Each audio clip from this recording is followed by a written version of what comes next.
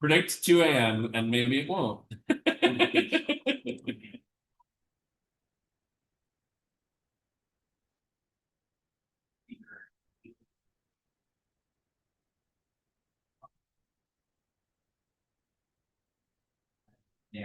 So. All right. People are already in. So who do we have to meet? Let's go here. Booth. And me. And me. And me.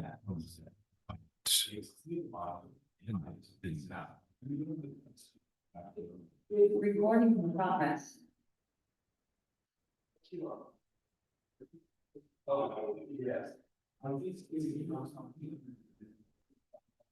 There's a lot of people doing that.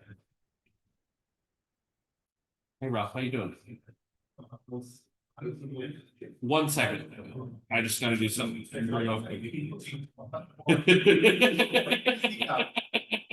I'll be down in 1 second. Yeah.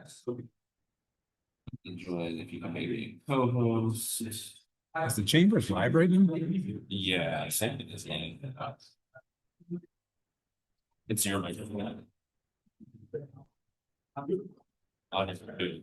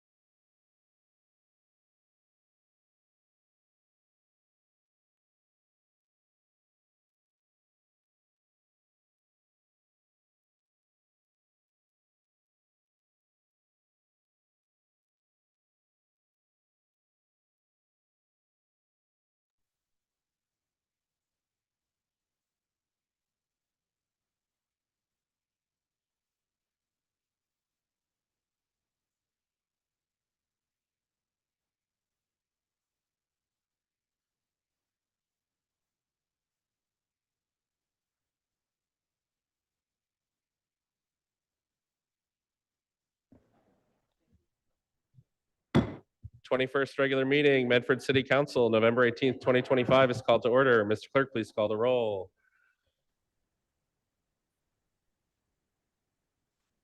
Counselor Callahan. Vice President Collins. Present. Counselor Lazaro. Counselor Lemming. Counselor Scarpelli. Counselor Singh. President Beers. Present. 7 present, none absent. The meeting is called to order. Please rise to salute the flag.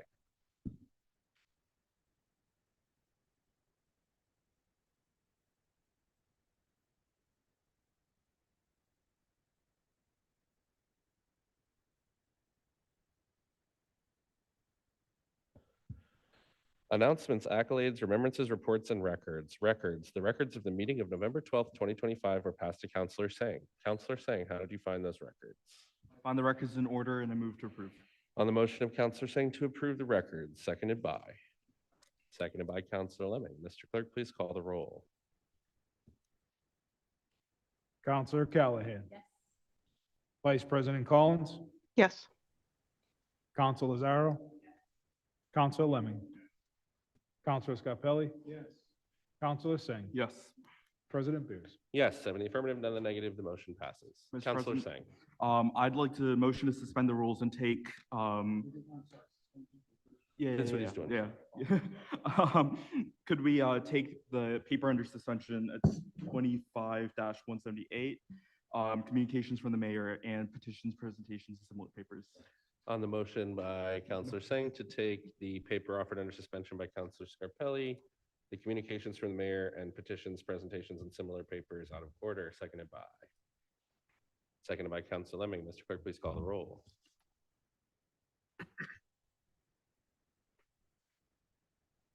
Counselor Callahan. Yes. Vice President Collins. Yes. Counselor Lazaro. Counselor Lemming. Counselor Scarpelli. Yes. Counselor Singh. Yes. President Beers. Yes, 7 in the affirmative, none in the negative. The motion passes. Offered under suspension by Counselor Scarpelli. Be it resolved that the City Council sends our deepest condolences to the family of George Sacco. Mr. Sacco dedicated himself to public service as a member of the Medford School Committee from 1959 to 1962 and as our state representative from 1963 to 1974. Counselor Scarpelli. Thank you, Mr. President. I apologize for not putting this on sooner, but when I heard just recently that Mr. Sacco had passed, I wanted to make sure that this council recognized a gentleman that really gave his life to public service. And he's someone that when he fought against you, you knew it. But when he worked with you and supported you, you knew that too. So he's definitely going to be missed.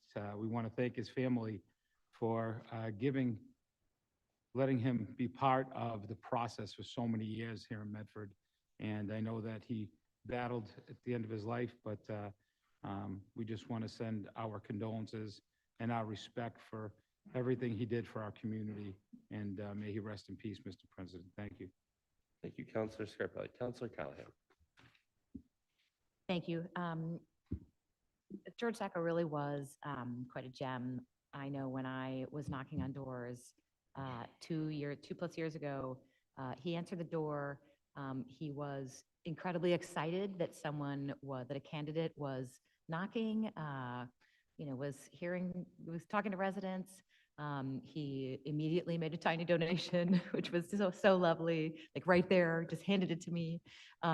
He just was a very supportive person, understanding of electoral politics and supportive of people who were willing to put themselves out there. And I am very supportive of this. Thank you, Counselor Callahan.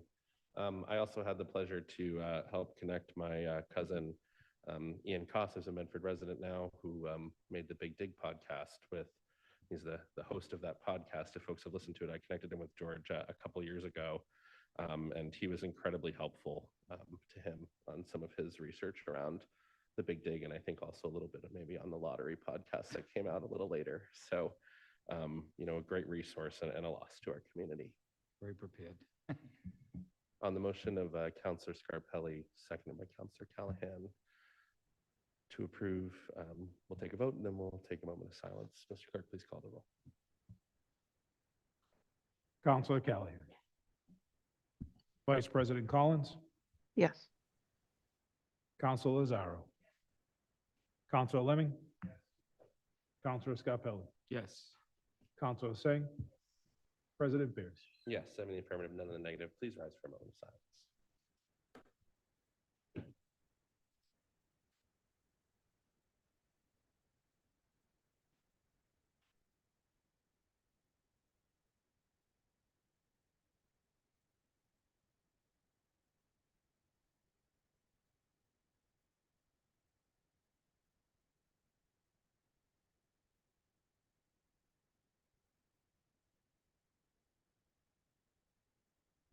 Really quickly. Thank you. Just wanted to say he was a consummate, he was one of the best gentlemen I've ever known in the city. I'm shocked to hear it, but he was up there in numbers. I'll miss him. Thank you. Thank you, Andy. Communications from the mayor, 25177, submitted by Mayor Brianna Lingo-Kern. Proposed wage adjustment for police patrol and Superiors Union. Dear President Bears and city councilors, I respectfully request and recommend that city council approve the following amendments to the revised ordinances, chapter 66, article 2. Be it ordained by the city council of the city of Medford in chapter 66, entitled Personnel, article 2, entitled Reserve, the city's classification and compensation plan, formerly included as article 2, section 6631 to 6640, to amend the figures as they presently appear next to the following title by adjusting to reflect the following percentage wage increases and effective dates. Police Patrol and Police Superiors, effective July 1, 2022, 2.5% increase to the base salary of all patrol and all superiors union titles for a cost of living adjustment. Effective July 1, 2023, 3% increase to the base salary of all patrol and superiors union titles for a COLA, and 1.5% for implementation of body-worn cameras and the requirements placed on the members of the association due to police reform legislation and the implementation of the Peace Officer Standards and Training Commission. Effective July 1, 2024, 3% increase in base salary, 1.5% for implementation of BWC and Post Commission.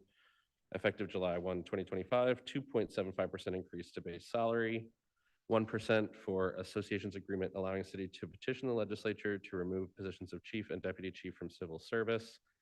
Effective July 1, 2026, 2.5 increase to the base salary. Effective July 1, 2027, 2.5% increase to the base salary.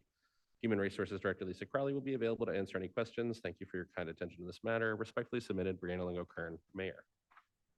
We have Director Crowley, I thought I saw earlier. Anything you want to present on this?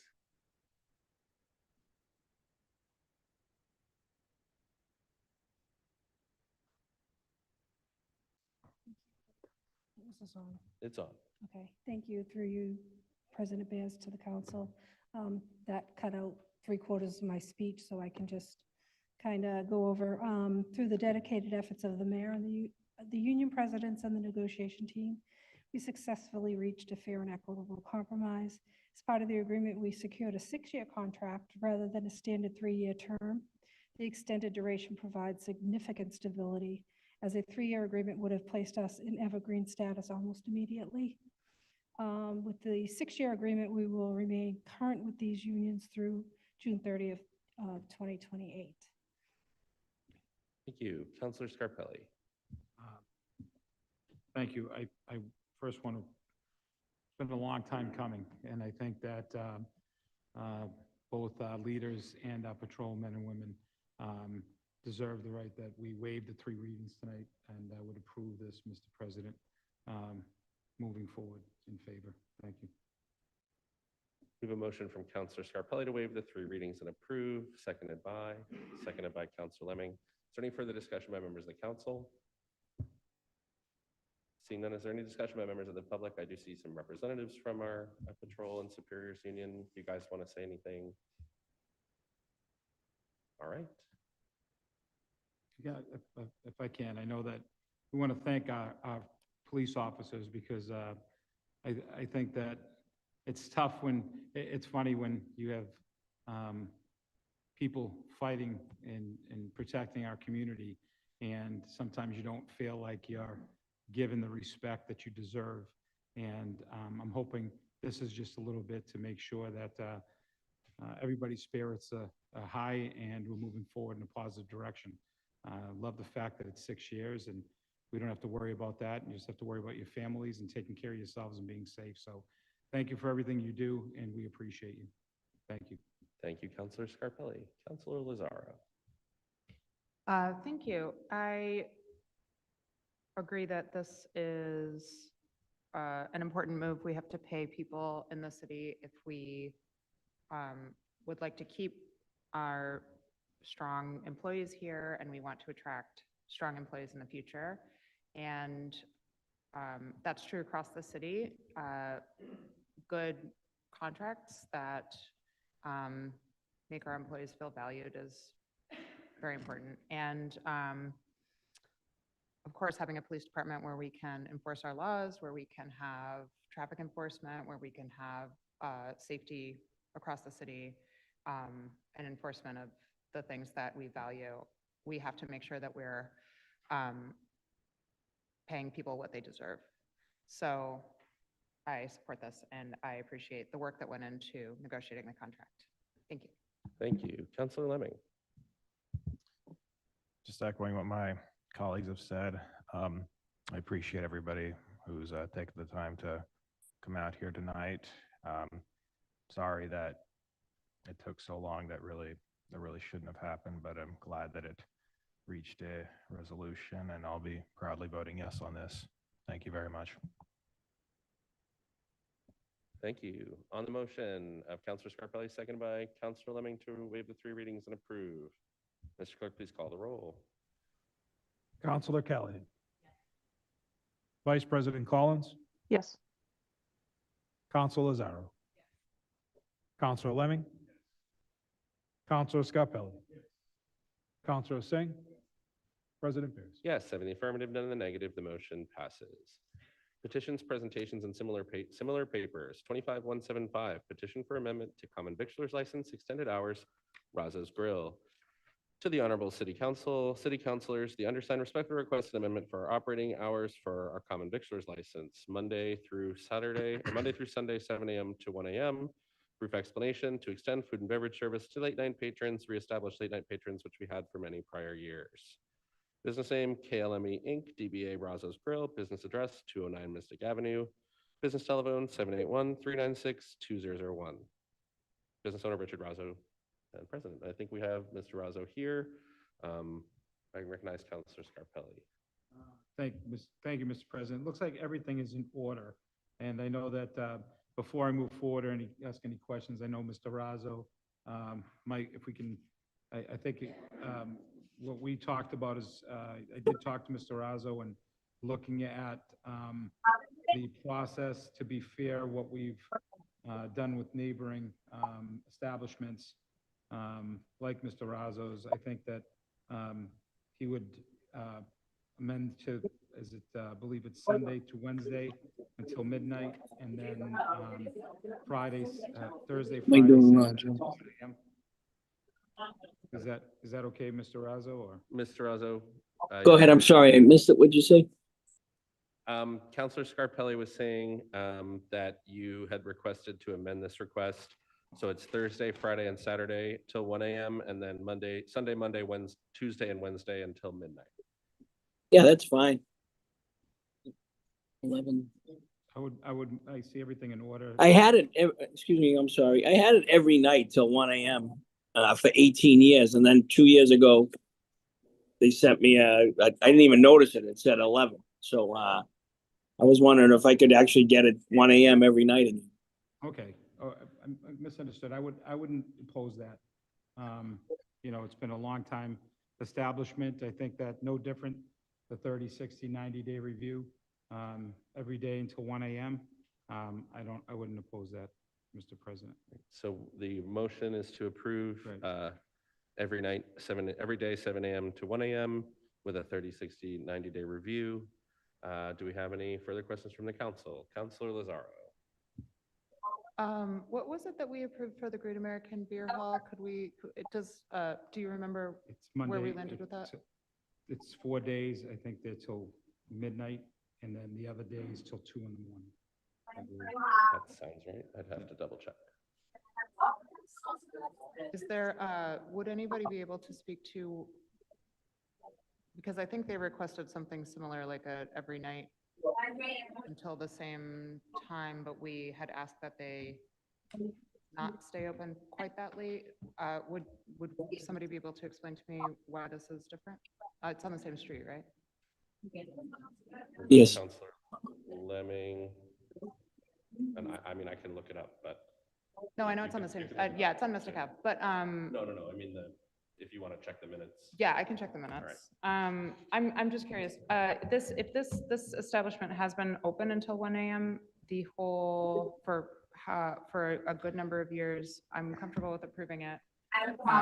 I just, think that if we have establishments that are open prior to enforcement of a time limit, it feels arbitrary to me to start enforcing a time limit and then enforce it differently for different establishments.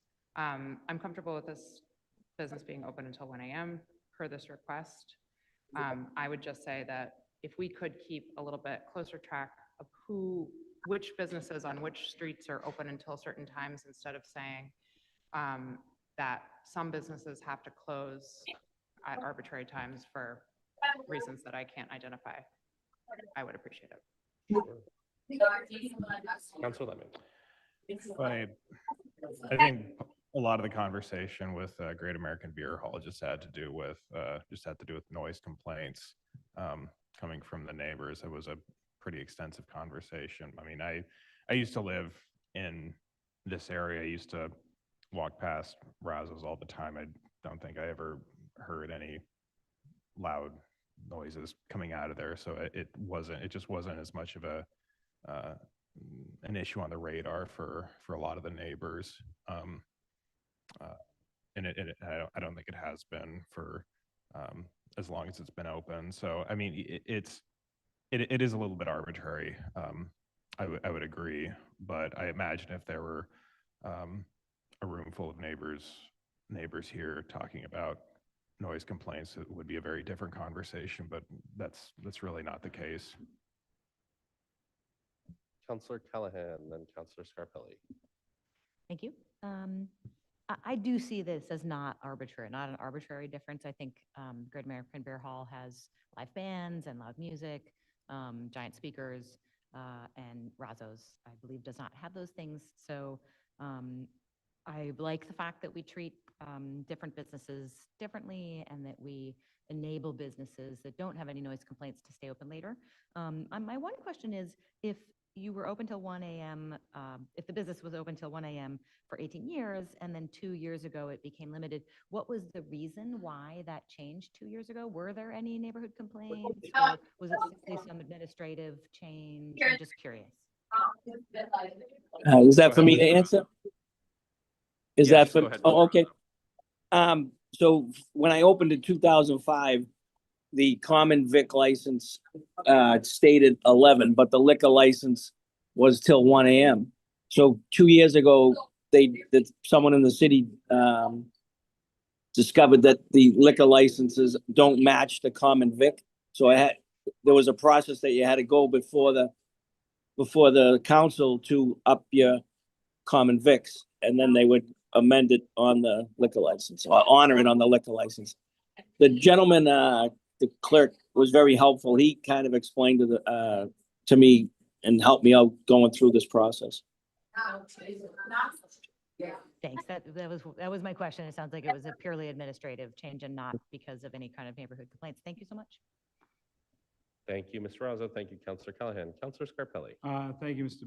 President Bears. I know that Council Callahan has actually just answered a few of the questions. I did go to the code enforcement officer. I asked if there were any complaints, and I was then directed to the police department because they take the noise complaints. There were no complaints on file, but I think that, like my colleague has mentioned, that there is a distinction between the two. Razzo's is more of a restaurant, family restaurant that then will stay open for food. When we're talking about the neighboring establishment, It wasn't that people were in the room, the fact that I think that even when in the discussion, it was 30, 60, 90-day review. And I believe asking the owners of that establishment to look for soundproofing material that they can come back and revisit. As long as we're seeing that they're doing what the neighbors have asked.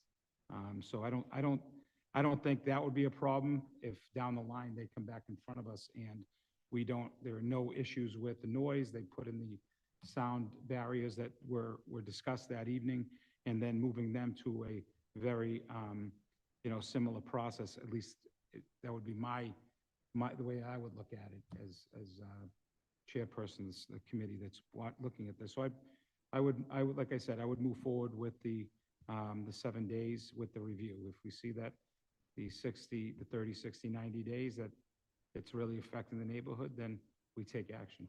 Thank you, Mr. President. Thank you. We have a motion from Councilor Scarpelli to approve the paper as proposed, so 7 a.m. to 1 a.m., 7 days a week, with a 30, 60, 90-day review, seconded by Councilor Callahan. And I will go to the podium. Name and address for the record, please. Andrew Castanetti, East Medford, Mass. I feel compelled to say something. This past Officer Arazo, he's a great person, and he's been there since 2005. He is on Mystic Ave with his business. I've never heard noise from there, unlike the beer garden. So I wish him the best and hope you go lenient with him and go with him. Thank you very much.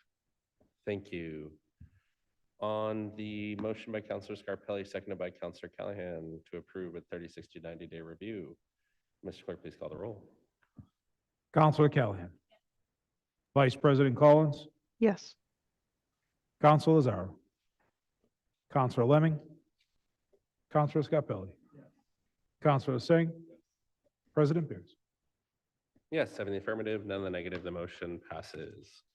25170, petition for a grant of location, National Grid, Bradbury Ave, and 4th Street. This is a proposed joint-owned pole at Bradbury Ave and 4th Street. You're hereby notified that by order of the Medford City Council, the Medford City Council will hold a public hearing on Tuesday, November 18th, 2025 at 7 p.m. on a petition by Massachusetts Electrical Company, DBA National Grid, for permission to install Bradbury Avenue and 4th Street. This is to install a new regulator station. It will be granted, wherefore it requests that after due notice and hearing as provided by law, it will be granted a location for and permission to install a new regulator station, supervisory control and data acquisition cabinet in Bradbury Ave and 4th Street. Plan number WO number 90002200051, originally dated June 18th, 2021, revised September 27th, 2024, and filed in the office of the city clerk October 22nd, 2025. The engineering division has received this permission and recommends the grant of location to be approved with the following conditions. Grant of location limited to the proposed cabinet, bollards, and electrical conduits described in the plan. Before starting work, the contractor shall notify DigSafe, obtain all applicable permits, obtain a trench permit pursuant to section 74141 of the city ordinances, and that the trench permit application must include a street restoration plan. No other utility structures, conduits, duct banks, pipes, or any other appurtenances are adversely impacted. National Grid shall ensure that all sewer, water, and drain lines are marked. Sidewalk and street restoration shall be done in consultation with the engineering division and per the requirements of an approved trench permit and engineering directive 3. This must include site inspection. Concrete sidewalk must be replaced in kind and cleanly cut at the joints. Bituminous concrete pavement over the trench shall be 2-inch milled and overlaid within the public way to an offset approved by the engineering division. Pavement markings must be restored. Project site must be swept daily and kept free of debris. A detailed traffic management plan must be submitted for review prior to receiving a trench permit.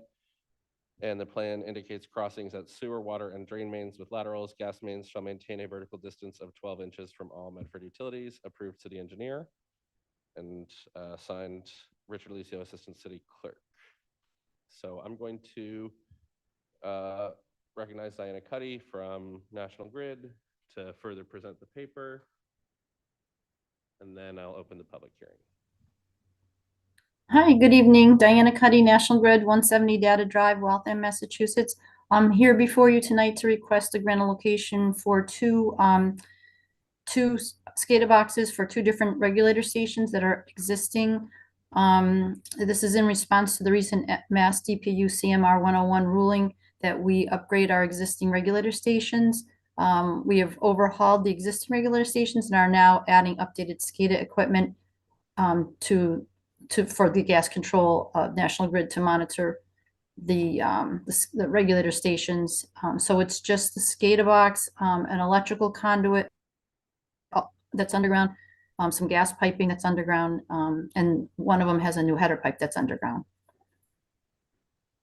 Thank you. Do we have any questions for Ms. Cuddy from members of the council? Seeing none, I'm going to open the public hearing. Public hearing is open. If there's anyone who'd like to speak on this paper, either in favor, against, or otherwise. Ms. Cuddy? Yes, I'm in favor of both the petition, or the grant location for both, yes. Is there anyone else who'd like to speak on this matter as part of the public hearing?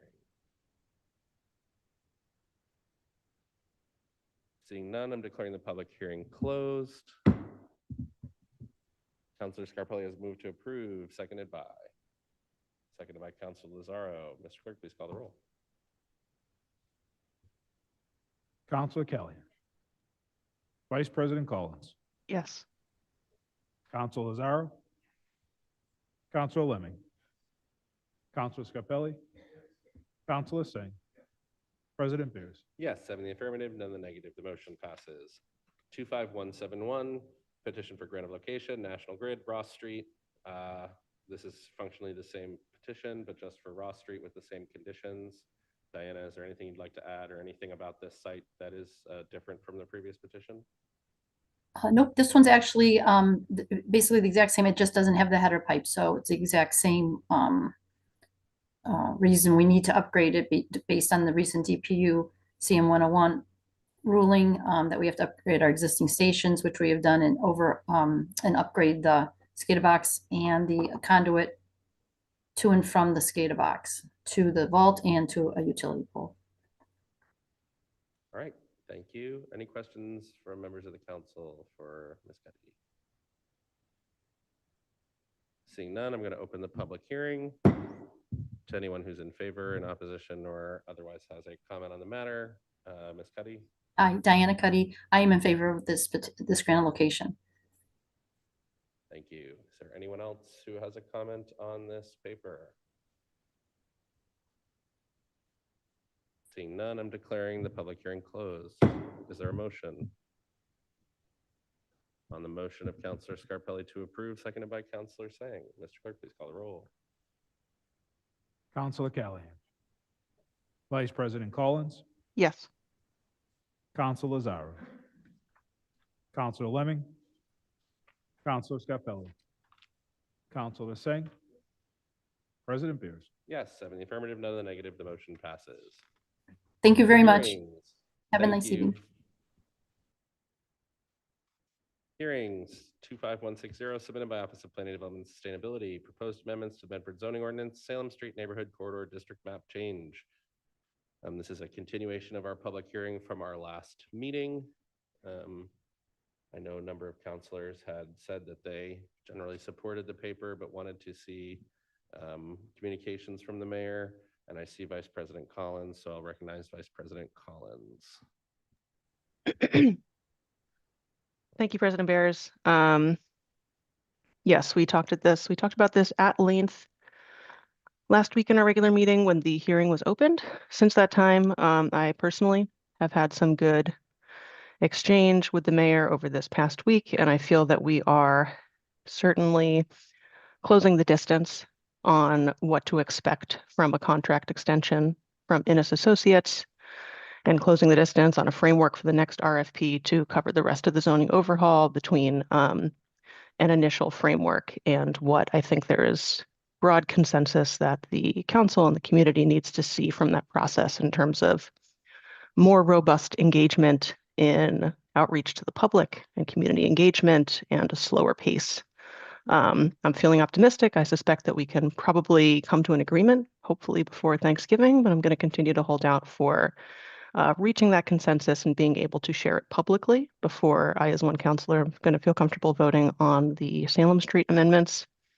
Like I said, my bottom line is that we need to have a public commitment that the contract extension, the next RFP, will allow us to do this right with sufficient resources for community engagement and public outreach and neighborhood shredding, all the things that many counselors and community members have been asking for over a year and a half. And we'd really need the budget and the resources to support this so that people can engage with this important process in the way that they really want to and have been trying to do. So I'm confident that we'll get there. I'm going to keep working for that outcome so that this process gets better as it goes along.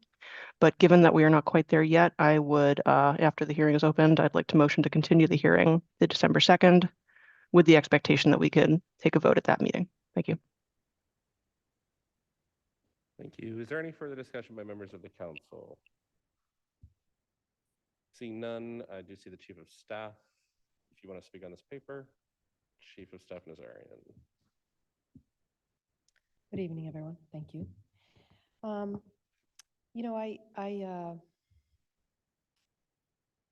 a little surprised that there's not more movement on this evening.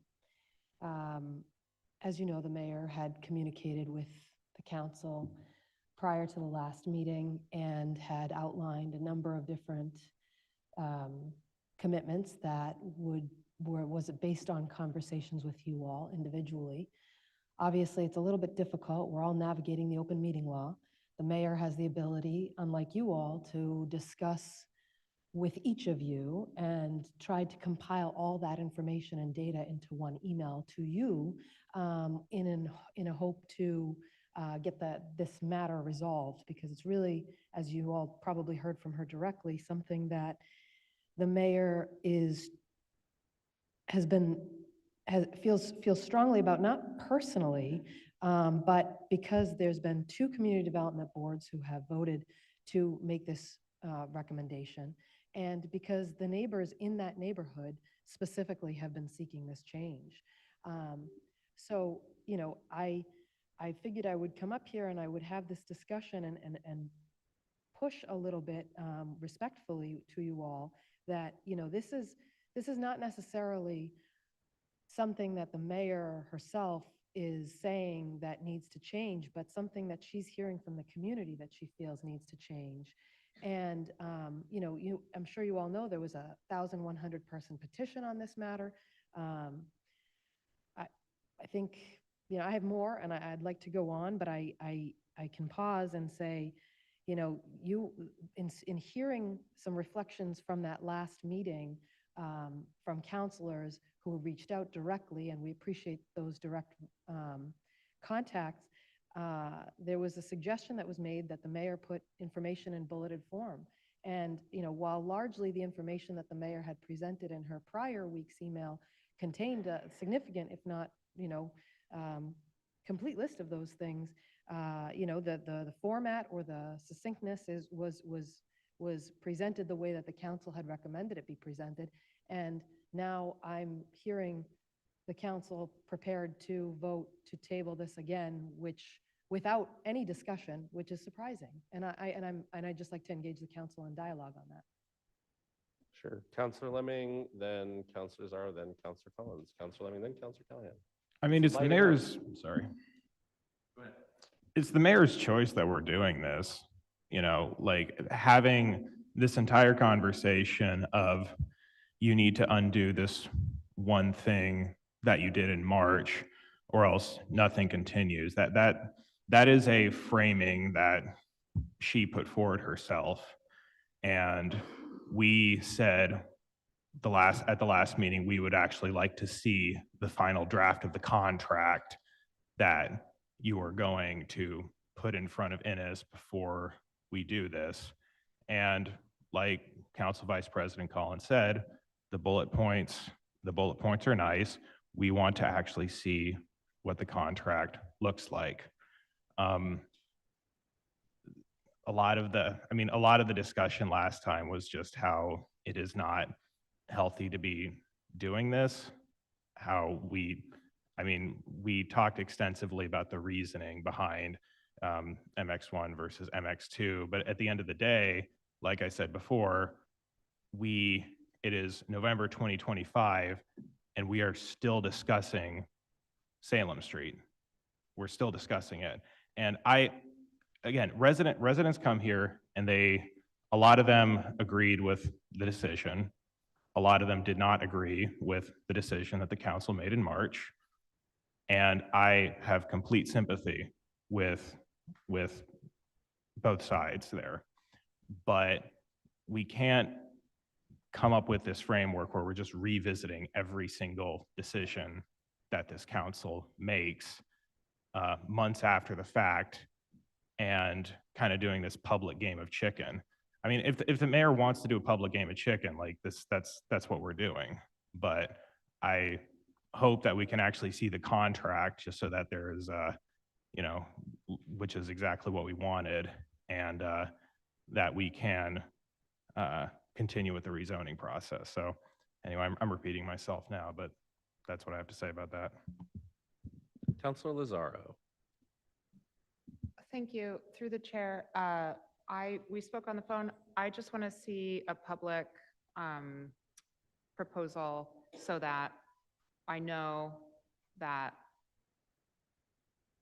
it will happen. I don't want to have to trust that things are going to play out the way that we expect them to play out. I was very explicit in what I was hoping to see happen by this week. It did not happen. We did get the bulleted, very clear list of things that will take place. I said, sounds great. If it can be made public, I can move forward with this. I was very clear last week that I don't think it's a reasonable thing that we have to do, but I'll do it because the bigger project is more important than one intersection. I would like it to be publicly stated what is going to happen as a result of us taking this vote. And I will not take the vote until it's publicly stated, not just to us, but to everybody in the city who's interested in hearing about it, and that we can point to it so that it happens. That's all that I would like to see. Public statement of what will happen. Thank you. Councilor Callahan. Thank you. I think we were pretty clear last time. I'm not sure why there is confusion. I think what was spoken at this meeting was very clear.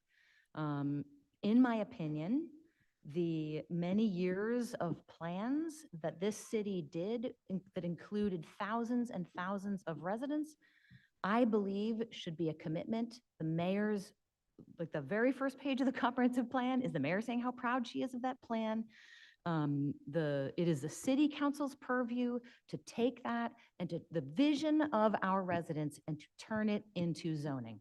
That is the purview of the city council. And what is happening right now is the mayor has decided that if we do not do what she has decided she thinks should be done in zoning, which is not her purview, she will hold up the entire zoning process and throw those many years of residents' time into the trash can. I do not believe that that is what this city needs. That is not the leadership that I think that this city deserves. What I would like to see from the mayor is a public commitment to fully fund the zoning process so that this city council can do the appropriate public meetings, public outreach, and hire the consultant that we need to do in order to do zoning right, to take the plans of our residents and to using public outreach and public meetings to make sure that we make that every single part of that zoning fits the micro needs of every neighborhood. That is the job the city council can do only if the mayor funds it. But we cannot go through a process where every time we want to continue with the zoning process, the mayor says, well, you have to do the thing I want you to do in zoning, and we are held up month after month after month. She needs to commit publicly, not bullet points in private emails to us, publicly commit to the funding necessary to do zoning right, and then she needs to let go and allow the city council to do the city council's purview. We have a strong mayor system. The mayor is in control of a vast majority of things that happen in this city. Zoning is a purview of the city council. Councilor Scarpelli. Thank you, Mr. President. I didn't want to speak tonight, but it's funny, my colleagues are saying this, I don't know if you're listening to what you're saying. You're saying that before the election, we talked about the backpedaling and identifying that we didn't have the tools necessary to bring this to the neighborhood. That's what we all said. That's what we're all fighting about. This is why we want it in writing, right? So we can get the tools proper, so we don't have to come back. But then I hear my colleagues talking out of both sides of their mouths in the sense that we did this, but we want the community's input. This corridor did get the community input. It's the only area of zoning that did get the community input. It's the only zoning area that we went into the neighborhood. The neighbors came out of their homes into their neighborhood, and they shared what they wanted, their vision. And then it went to the Community Development Board. They shared what we wanted. I don't want to revisit it and keep going negative again, because this is going to be turned negatively all over the place again. But again, this is what we talked about. And again, we've already identified the people that want the zoning to move forward. I agree with them.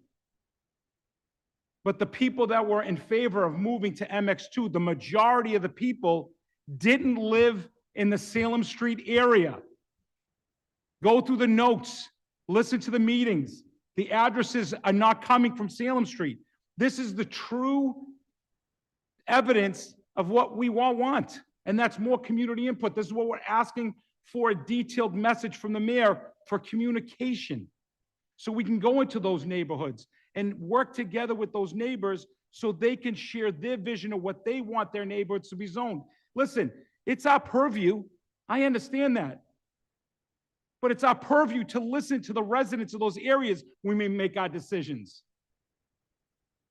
So please, I understand that wanting to wait. I've talked to my colleagues and making something public, if that's what the wishes is, your wishes are, that I'll move forward in support of that. But let it be clear. What we're fighting for and what we're all saying is the opportunity to get the funding that we need to do this correctly, so we don't have to come back and visit. In this area, this zoned area, these changes that we're talking about, the only reason why we're here is because we did go into the neighborhood after we voted, after we made decisions, and we listened to those neighbors that said this is going to hurt their neighborhood, and they don't want that. So if it's to be to table, continue to the next week. Hopefully the mayor comes public with it, but let's be clear at this. What I'm seeing from the mayor is a clear, and hopefully it goes public, a clear indication of what we're asking for. A detailed plan with funding that goes to a specialist that focuses on getting the message out, so we can make the decisions that this council could be proud of for what the neighbors want in their neighborhoods. If I wasn't a city councilor and I didn't listen to the neighbors in South Medford and just made arbitrary decisions without listening to them, shame on me. So again, I'm going to support my colleagues in moving this on until you get something public. From what I've seen from the mayor, she did share that she's listening. We're going to have a mechanism in place that's really going to go out and educate our community, go into the neighborhood, work with our neighbors, so we don't have to come back here with this type of situation. So again, I don't want to be negative. It's just that the point is, this is where we were that evening when the residents spoke, the CD board gave their opinion, they talked about that changes, and I did make a mistake publicly. I apologize for that, because I said everything. It was one change that reverted back, which is the big change, which is the MX1 to MX2. That was the biggest change that the neighborhood really were worried about. And here we are to make the decision, and to go back, we're saying the same thing. We're saying the same thing. We're saying we're doing this. We're making changes because because the mayor's bullying us, but also we want these changes because we want to go into the neighborhoods and do exactly what we did in that area. So, thank you. Thank you, Council Vice President Collins. Thank you, President Bears.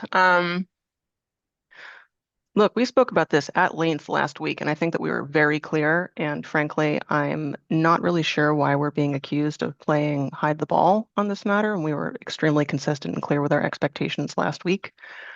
Myself and other counselors asked for a public commitment before we would take this vote. We're waiting for that public commitment. Like I said, I'm really gratified by the progress we've made in the past week, but we haven't gotten to a public commitment yet. That's okay. I think that we will, but I'm going to stand by my word and not take a vote until we reach a public commitment. And since it's been brought up, I want to state a reminder that we are only having this discussion because the mayor has turned this into a quid pro quo.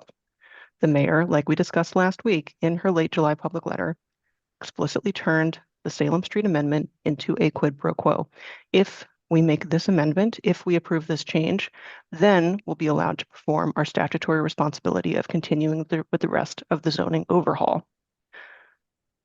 So if it's quid pro quo, I want to know what we are getting for the amendment. And I'll restate what I said last week. I am a yes on this amendment. I will vote yes on this. When we get a public commitment from the mayor that all of the other zoning proposals will be able to enjoy the same level of robust and comprehensive public engagement that we know the community deserves, and we will have an RFP to support that, then I will vote yes on this amendment.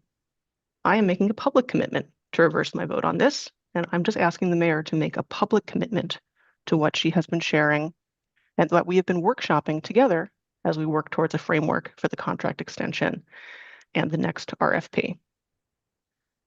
I will hold out optimism that the mayor will do what we are asking her to do and similarly make a public commitment with details that the contract extension and the next RFP will allow us to do this right and that the city will invest the resources to do this right. And then I will be a yes on this amendment. It's simple. It's what we said last week. Thank you. Thank you, Councilor Lemming. It's just I don't mean to rehash this again, but because it does always seem to come up. So going through the meeting, the public meetings that are on record that have been recorded, which is the January CDB meeting, the March CDB meeting, the March 11th City Council meeting, and last week's meeting where residents spoke for or against the Salem Street rezoning and rezoning in general. I mean, the total comes out to from what I counted from the transcripts to be 29 people who were opposed and 45 people in favor. Now, it is true that, and I mapped out their addresses, that if you actually take residents who are sort of within the general Salem Street area and you map them out as being for or against, that the majority there are opposed, but it's not like this lopsided thing. It's more like 17 to 14. And I could see my colleague shaking his head. And to be fair, there was a meeting at the, there was one meeting that was not recorded. That was sort of a Q&A session that people who have told me that people who did attend that said that there was a good amount of negative feedback there. Somebody else that was in favor of the rezoning process also said that a lot of the people who were in favor there didn't really understand that particular meeting to be like a public feedback session. They just thought it was a Q&A and they were satisfied with what they saw there. But either way, it was never recorded. So I just want to say I'm putting that out there because these meetings are on record. We can go through and sort of map out what people have actually said, and and again, and also this doesn't include personal emails that were received. It may not include letters that the CDB and council were given that were not read out at these public meetings. But again, when we're talking about the meetings that happen, there does tend to be this sense of like,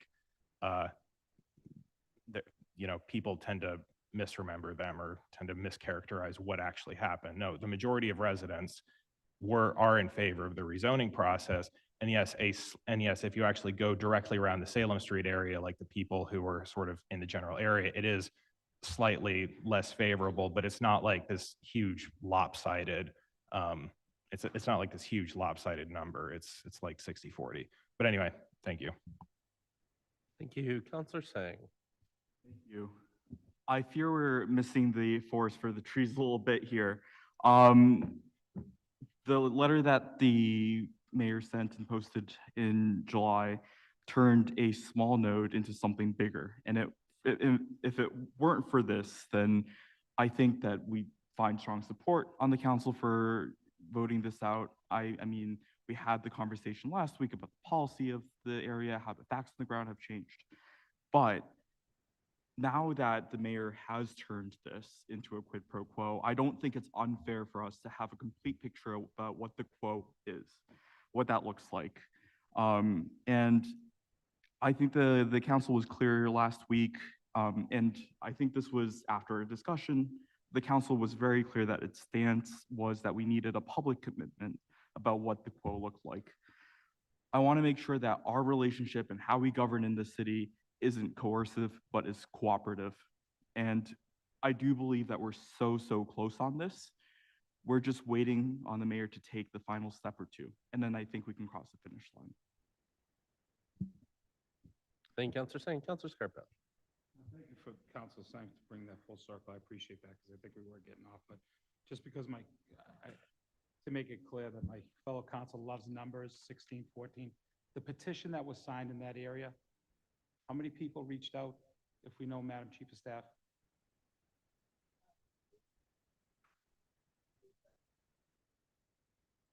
I believe you said it was like 1,100, is that right? 1,100, okay, thank you. Thank you. All right. Any further comments by members of the council? Seeing none. Would you like to speak? Madam Chief of Staff. Thank you, President Bears. I don't want to belabor the point. It sounds like there's really not much movement that's going to happen here tonight, but truly, I honestly don't see why not. And I say that not to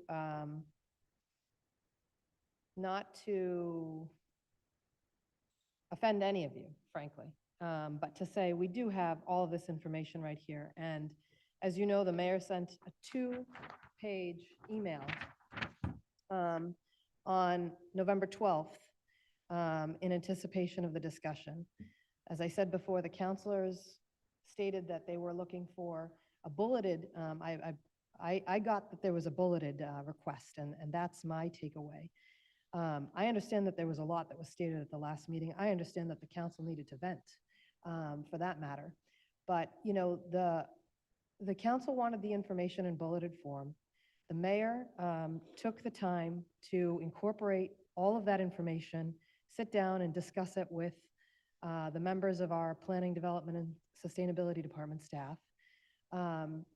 Sent that email out in the early hours of this morning to make sure that the council had it. I would like to go through reading at least a part of it. I would be happy to read all of it because I think it's all here and all can be stated publicly. So it begins with contract extension, December 2025 to June 2026, Medford Square. These are bullets. Building commissioner and PDS cleanup.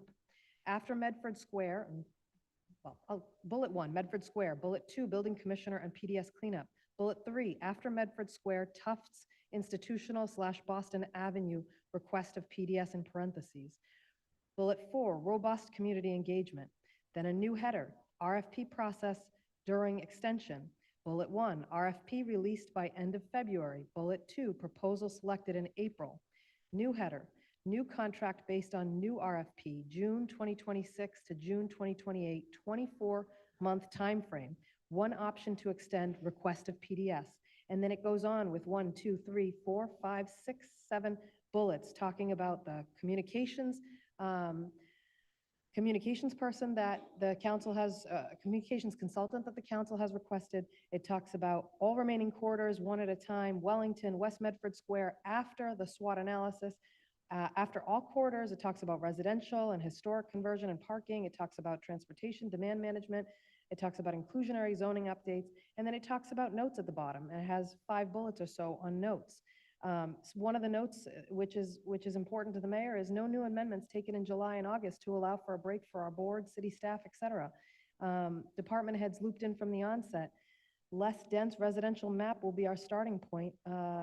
We can look at doing a parking study, review of affordable overlay. I think that's all right here in writing. And I think, I think this council can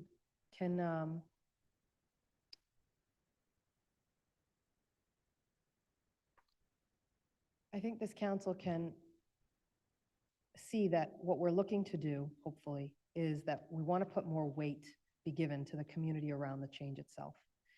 The mayor receives thousands of emails per week, and she reads and digests all of those emails. She feels like this group has negotiated in good faith over the course of these last couple of weeks. I think there's been a comment that this hasn't been a public process, and I would completely disagree with that. I think this council has the opportunity to have its public discussions and public process in these meetings.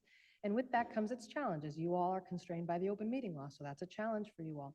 But the mayor doesn't have a council, it's not the same dynamic. And the mayor has presented the issues that she sees with this process publicly to be transparent and to communicate with you all and with the residents of Medford. We are well aware, and this is specifically to Vice President Collins, we are well aware that this is not going to be cheap.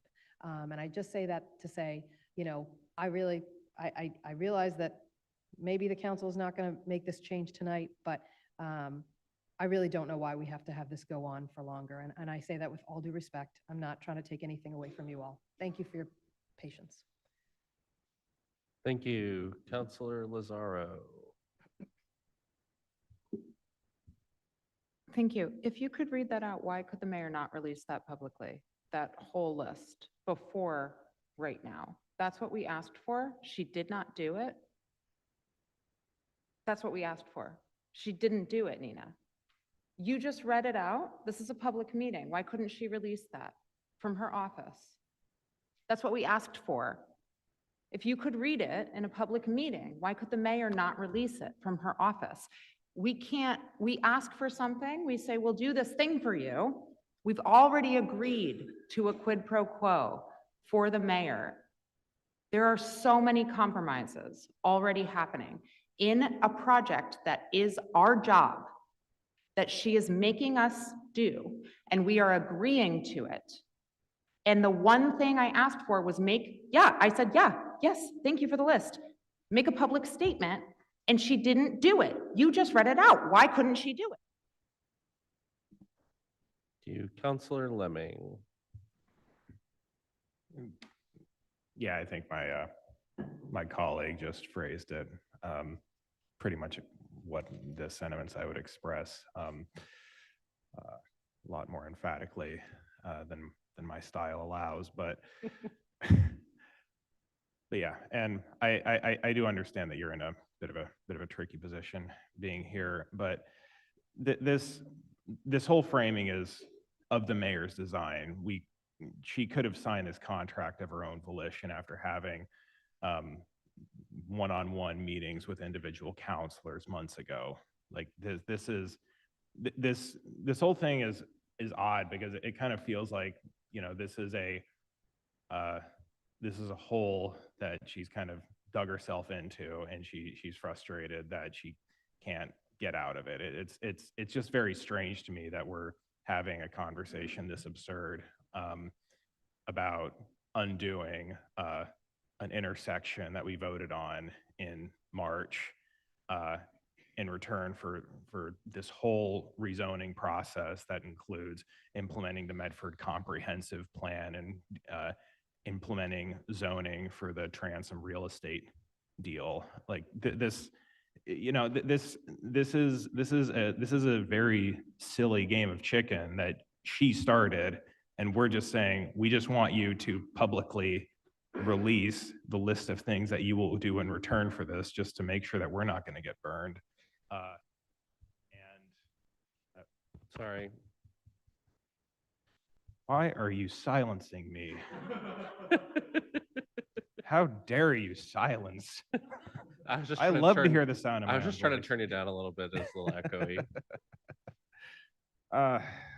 But yeah, I don't really have much more to say to that. A public commitment and this whole thing that was of the mayor's own doing could be resolved. Thank you. Thank you, Councillor Callahan. Thank you. I respectfully will request that my fellow city councilors do not speak for all of us. It would be lovely if people can speak for themselves. I personally am not agreeing to any quid pro quo. I think that in American politics, it has become absolutely normalized to say, if you do me this sort of thing, then I will give up some policy I care about. I will not do quid pro quos. I will not give up any policy that I care about for someone else to give me some policy that they care about. I am going to vote on the policies I care about based upon what I believe my constituents deserve. So this is not a quid pro quo for me, and you will have to wait until we actually vote on it to find out how I feel about this particular intersection. In my opinion, many of the bullet points are not commitments from the mayor. They are conditions she is putting on the city council. She is stating that in order for this all to happen, we have to agree to X, Y, and Z. We have to agree that we're gonna start from a certain place in the residential zoning. We're gonna do them in this order. We're gonna do X, Y, Z, blah, blah, blah. Those bullet points are not what I am looking for. The mayor needs to commit to fully fund the zoning process. Zoning is under the purview of the city council. We were just elected. And I have to say what I hope is clear, which is there were people who were running against zoning. They made this election about zoning. And there were people who, including myself, were running on the idea that the comprehensive plan and the many plans that came before it were a vision of the city that residents came up with, that we believe in, and that needs to be supported by a comprehensive zoning of the city. So what I want from the mayor is not a bullet list of conditions she is putting on the city council in order for us to have the funding we need to do zoning. What I want from the mayor is what she will commit to doing, and to leave the zoning to the group, the elected body that is in charge of zoning, and to trust us that we will do zoning as it should be done. It is our purview. She needs to fully fund it. She needs to publicly commit to fully funding it, which includes not just the consultants and the, whatever, but we're talking about what we didn't have last time, which is communications and neighborhood meetings. She needs to fully commit to fully funding those things and stop asking us that putting all these bullet points in that we have to agree to. That is what I personally am asking for, and what my other city councilors want to do is up to them, but for me personally, that is what I have requested. Vice President Collins.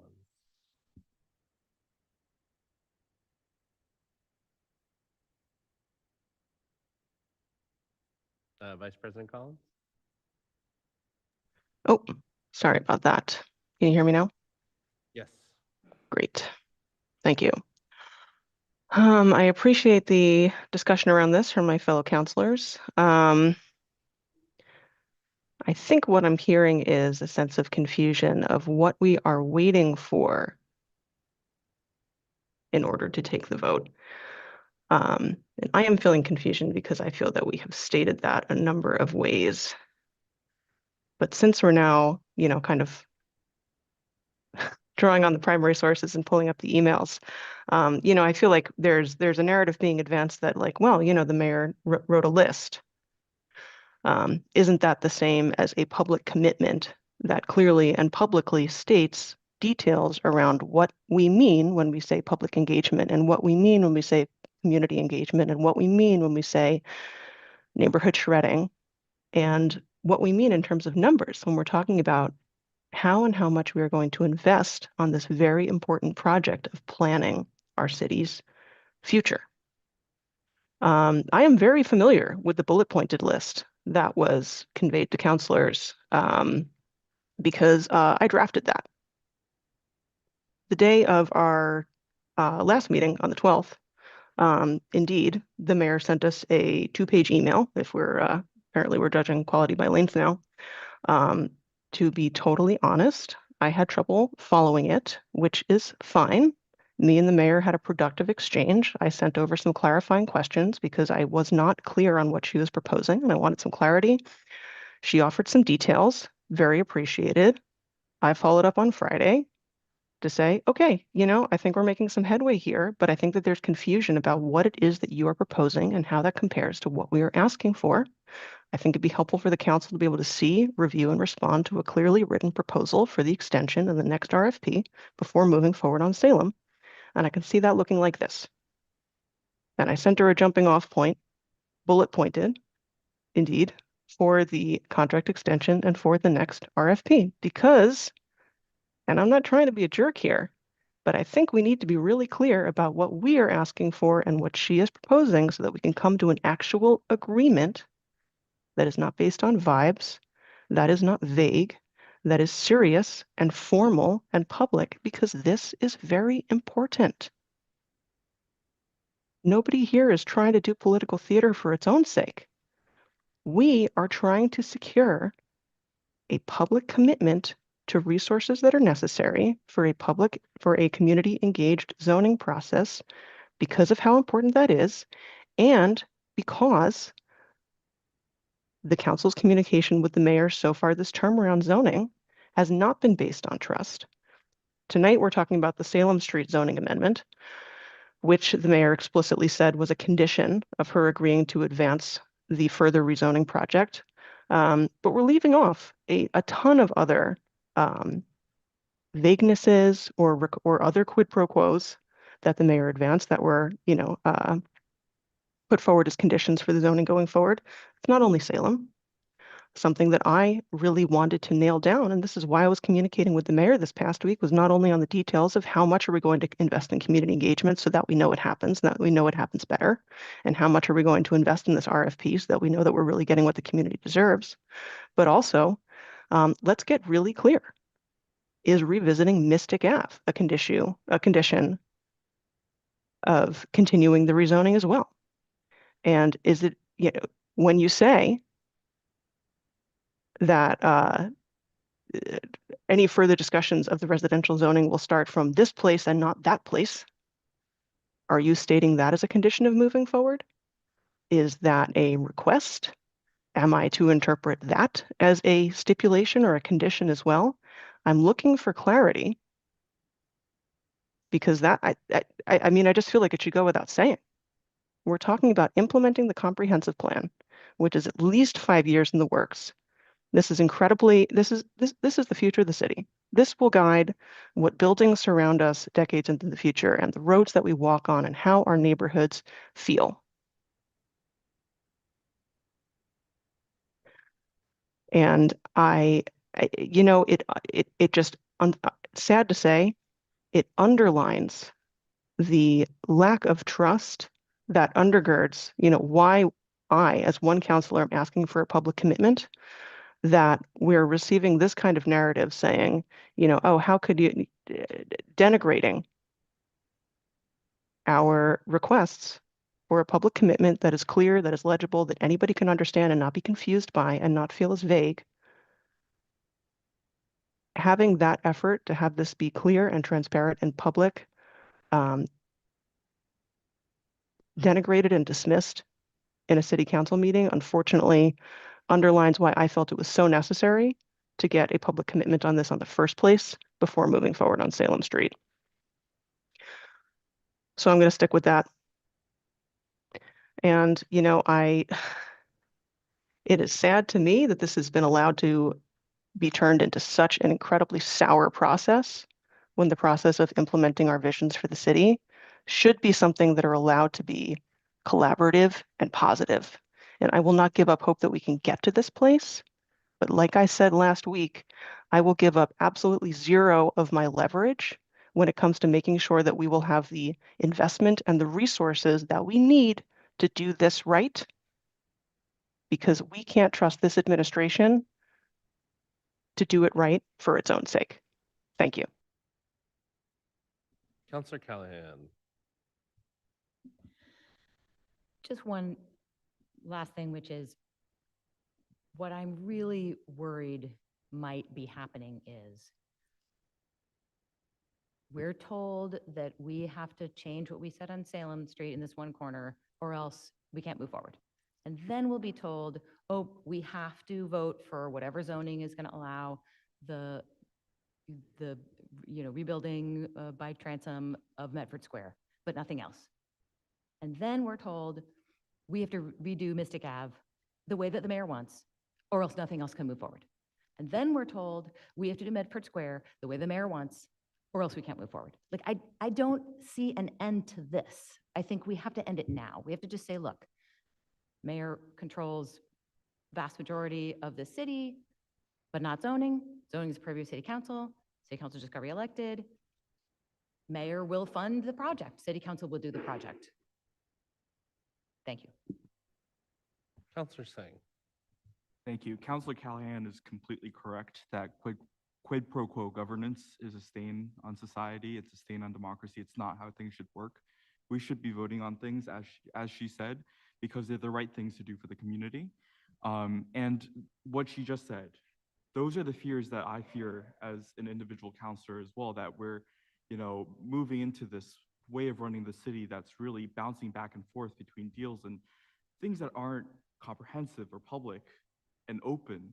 And what this whole debacle, what this whole situation is about, at least from the council's end, is finding a way to break past that. And how do we break past that? We need to build a trusting relationship. And a trusting relationship starts with open dialogue and discourse, starting from our shared values and our shared plans, shared goals, like the comprehensive plan that so many people worked on, like the climate action plan, which needs to be integrated into zoning reform as well. And it starts by having that open conversation in public with public commitments. And it also requires that we are clear about what we are doing moving forward. And so, I think the bulleted list is really helpful, but as Vice President Collins referred to, there are some points in there that aren't completely clear about what that picture looks like. Is the communications part of it, is that going to be part of this deal or this package or another package? What does affordable housing overlay look like? What's the scope of the parking studies? Is that the same as residential? Is it different? These kinds of things are the specific details that we need clarity on. And only through clarity here can we really turn the page and govern Medford in that cooperative manner where we're evaluating each idea one by one about whether it's the best for the city and whether everything works with each other. So, I think we are close, but we need to establish a more trusting relationship here. Thank you. Any further comments by counselors? Seeing none, Madam Chief of Staff, anything? Sure. There's been a lot that's been said, and I appreciate the feedback from the counselors. I want to correct the record to say this is not a quid pro quo. I think the counselors can choose to narrate this how they wish. They can choose to put words in the mayor's mouth. But the reality is this is negotiations. We've been negotiating. Vice President Collins, I appreciate you saying it because I was going to bring it up. The list that we provided was off of the list that Vice President Collins sent to the mayor in an email and said something like this would probably work. And I think just the paragraph. I think that if counselors can see your proposal in writing and have some back and forth on it early next week to make sure all are in place of comfort, then we have a chance of tying a bow on the Salem Street Amendment at our next meeting. Maybe there could even be a joint press release about the agreed upon structure for how to go forward. That was a maybe. Otherwise, I don't believe in our conversation, Councilor Lazaro, that we talked about something publicly. We talked about a bulleted list. So look, well, clearly we need to go and work this further. But I think the realities are here that we have a slightly different perspective of what's taken place here. And these are not a list of bulleted conditions. They're a list of things that we used as a guide point, goalposts based on communication from Vice President Collins. They're things that Vice President Collins laid out. They're things that the mayor wanted, and they're things that the mayor heard from the group when she was discussing with each of you individually. I don't think there's anything left for me to say. I'm not going to go point by point, but I respectfully disagree with many of the comments that were made. Thank you very much. Thank you. There's a motion, or Vice President Collins. Thank you, President Barris. And the last thing I'll say about it tonight. Yes, I stand by everything that I wrote, that I've written in emails to Mayor Longo-Kern, and I have no problem with them being read aloud at city council meetings. I sent more communication to the mayor today after we got an email from her earlier this morning with some further detail, but not, I think, enough detail on her framework for the contract extension and the next zoning RFP. And I am not saying that as a pejorative. I said at the top of my remarks, we're closing the distance, we're getting there. I think by our next regular meeting, I'm optimistic that we will have gotten there. In the email that I sent this afternoon, I stated several more specific questions. I am confident that if we give this until our next regular meeting, we can continue a productive exchange and get there. All I'm asking for is to have the time to continue those negotiations and get to that place of consensus before we take this vote.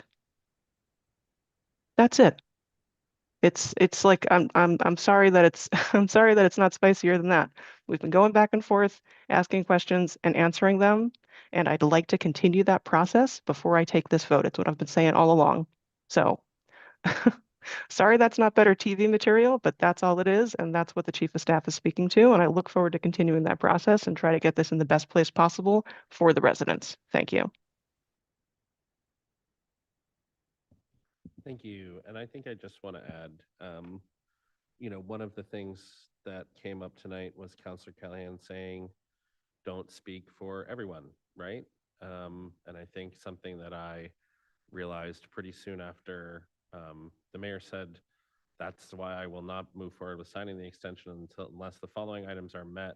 And it included the council accepting the Community Development Board's last recommendation on Salem Street rezoning. I'm just saying, it's very clear, I will not move forward unless the following items are met.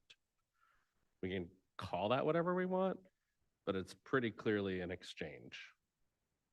We can use the Latin term for exchange if we want to or not, but it's an exchange. It's, I will not do this unless you do that. It's on the city website. I'm reading it right now. It was clear to me by mid-August that I was not going to be able to, as an individual, negotiate on behalf of this body on this issue because it's too big. I applaud Vice President Collins for going back and forth with the mayor's office. When you're negotiating in this way, what needs to happen is a proposal needs to be presented, and then councilors need to be able to respond to that proposal and say, here are my issues with it. And then the mayor makes amendments to that proposal, and then there's a vote. Right? Like that's what a negotiation looks like. And I think what's been breaking down here pretty clearly, And honestly, I've kind of tried to stay out of it. I had one conversation with the mayor. Some of my stuff was in some of the emails that the mayor sent. You know, it's been made very clear that at least 2 or 3 members of this council, and I think it's ranging from Councilor Lemming mentioned wanting to see actually the contract language itself. Councilor Lazaro said, those bullet points seem comprehensive. I'd like them to be read out. Councilor Callahan said, I want it to be very clear what is being funded, how much is being funded. Councilor Scarpelli talked about neighborhood meetings. Councilor Singh talked about more clarity.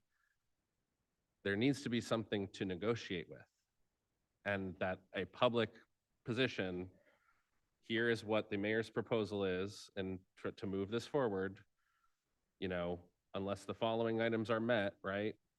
That's also part of the negotiation process. It seems to me, Councilor Collins said that she felt that what the mayor and she had exchanged emails over, they were pretty close to something that Councilor Collins could accept. I think I heard that in varying terms from many councilors tonight. Maybe it's a little farther for Councilor Callahan. But a proposal needs to be announced, and then there needs to be a chance for councilors to respond to it. The mayor could continue the, you know, one-on-one tour that the mayor was doing the other week and say, okay, here's what I wrote. Is that enough to move forward? Because as she wrote in July, I will not move forward with signing the extension unless the following items are met. It's a direct quote. I think it needs to be clear what that is, and you know, there needs to be a written proposal that people feel like is enough for them to respond to, and it's pretty clear tonight that at least 3 or 4, maybe 5 councilors don't feel that there is. I'm happy to engage one-on-one with the mayor when a public proposal has been released, and I can say, here's the things I agree with, here's the things that I don't. When it became clear to me like 4 months ago that that wasn't going to happen, I kind of just said, okay, I'll wait for that. So I'm still waiting. There was a motion to continue the public hearing. We're not going to reopen it. It's just going to continue as the motion by Vice President Collins. Is there a second on it? This is Councilor Callahan. It's a motion to continue the public hearing to December 2nd, seconded by Councilor Callahan. Is there any further discussion by members of the council? Seeing none, Mr. Clerk, please call the roll. Councilor Callahan. Vice President Collins, Yes. Councilor Lazaro, Councilor Lemming, Councilor Scarpelli, Councilor Singh, President Beers. Yes, 7 in the affirmative, none in the negative. The public hearing is continued to December 2nd. 25159, hearing notice. Notice of a public hearing, City of Medford. Medford City Council will hold a public hearing in the Howard F. Alden Chambers at Medford City Hall, 85 George B. Hassett Drive, Medford, Massachusetts, and via Zoom on Tuesday, November 18th, 2025 at 7 p.m. A link to this hearing will be posted no later than Friday, November 14th, 2025. The purpose of this hearing is to hear the Board of Assessors on the following items for the purpose of allocation of the FY 2026 property tax. 1, to determine the residential factor to be used for fiscal year 2026. 2, select an open space discount. 3, select a residential exemption. 4, select a small commercial exemption. Call 781-393-2501 for any aids and accommodation. TDD 781-393-2516. The City of Medford is an EEO AA 504 employer. For additional information, contact the Office of the City Clerk at 781-393-2425 by order of the Medford City Council, signed Richard Alicio, Assistant City Clerk. So what all that legalese means is that we have our property tax hearing tonight. We're going to be talking about the residential factor, which means setting the residential and commercial rates. We're going to be talking about, I think actually, open space discount is in the hearing notice, but I didn't see it in the presentation, but maybe we'll be talking about that as well. Yes, so we have it in there, but we don't have open space in Medford, so I would just recommend to. Okay, privately owned open space, got it. The residential exemption and small commercial exemption. We have our chief assessor with us. If you want to introduce tonight, give your presentation, and then we'll hear from members of the council before we open the public hearing. Yep, that'd be great. So tonight, like you just went over, we're voting or you're voting for those. Do you have a presentation to share on screen? So I was going off last year's, the way we did it last year, and you had it. I on email, shared it? And then you All right, shared it. I'll share it. Give me Right. 1 second. You can do the verbal introduction while I get it up. Yep. So the vote that we're going to do tonight is for the maximum shift to 175% to residential, to commercial, industrial, and personal property, a vote for the residential exemption, and then a vote for a small commercial exemption. Give me 1 second here.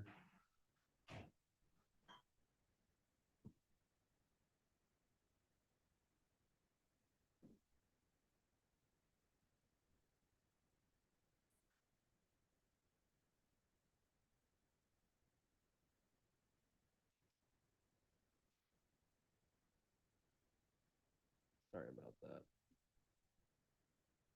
It's gonna take a second.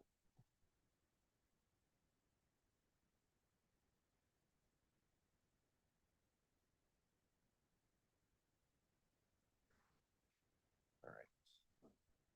What are we seeing on the screen here? Is that the right thing?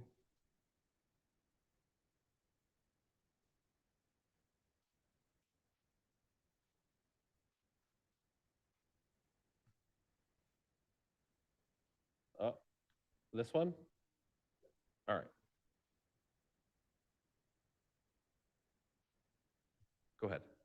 Yep, that's the correct one. So we could just start at Start at slide 2. Gotcha. There you go.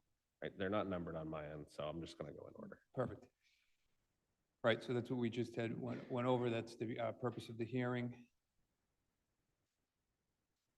And then the 3 votes that will be taken tonight. Next slide.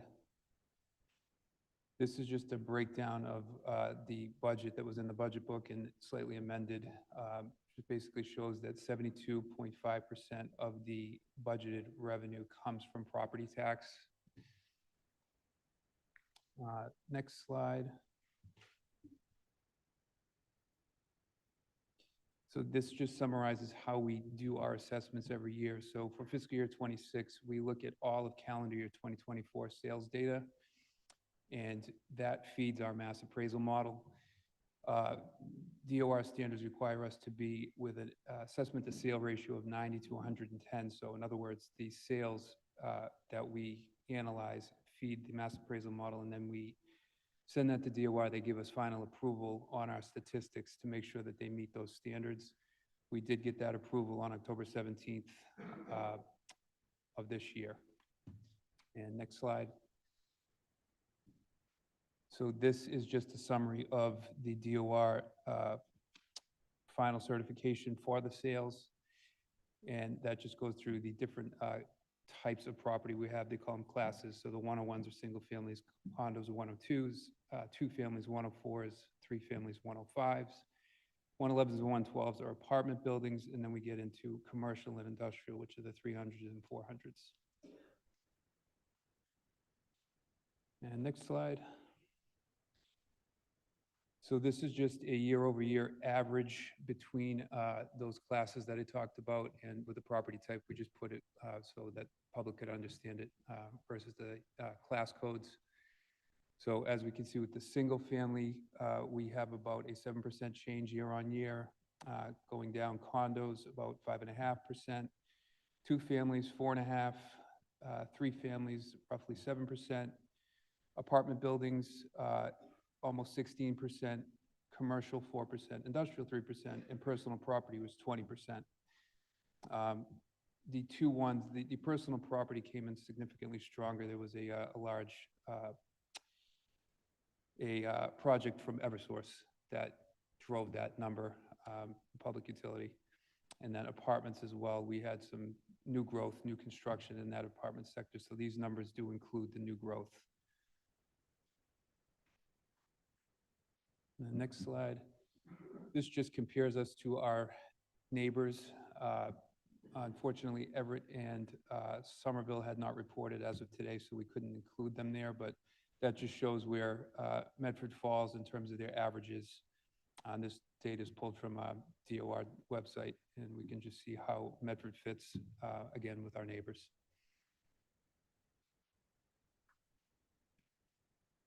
And then again, going off that previous slide, these are their changes. So as we went through with Medford, these are our year-on-year changes, and then it can be compared to the other cities and towns, and there are year-on-year changes.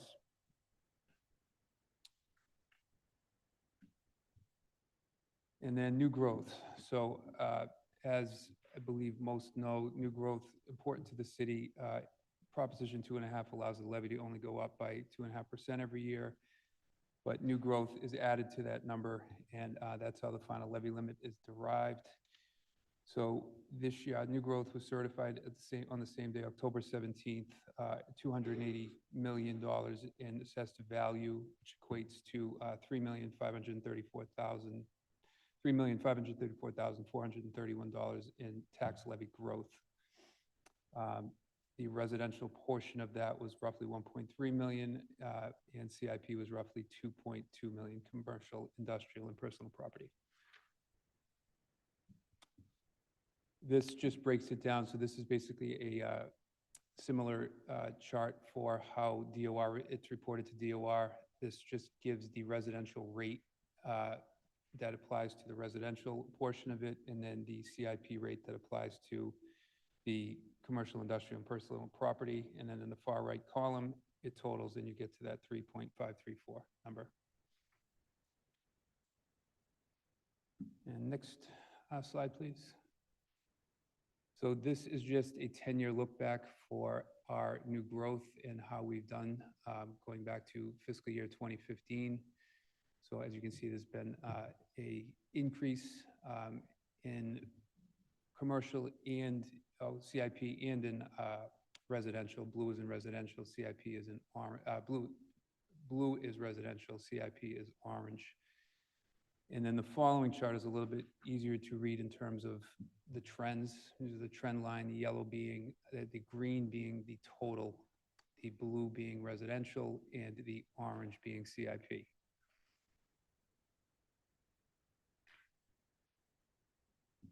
And next slide, please.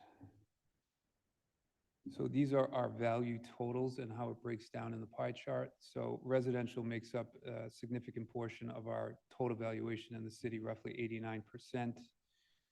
Commercial, roughly 8%. Industrial, roughly 1%. And personal property, 2%.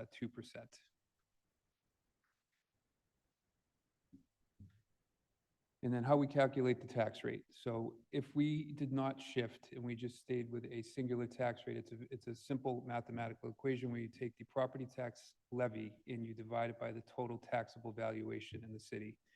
If we do that, we would come out to a $9.53 flat rate. We don't typically do that. We shift to the maximum that we can, which then gives us the lowest minimum, it's the minimum residential factor for the residential class. So that would drop the residential rate to $8.63 and move the commercial rate to $16.68. In other words, we're shifting a portion of the levy away from residential and to commercial, industrial, and personal property to the maximum allowable by law.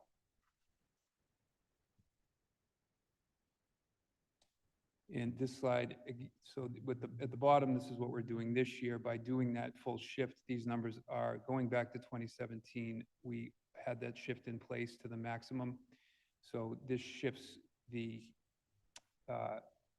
levy over to where CIP now picks up roughly 20% and the residential's at roughly 80%.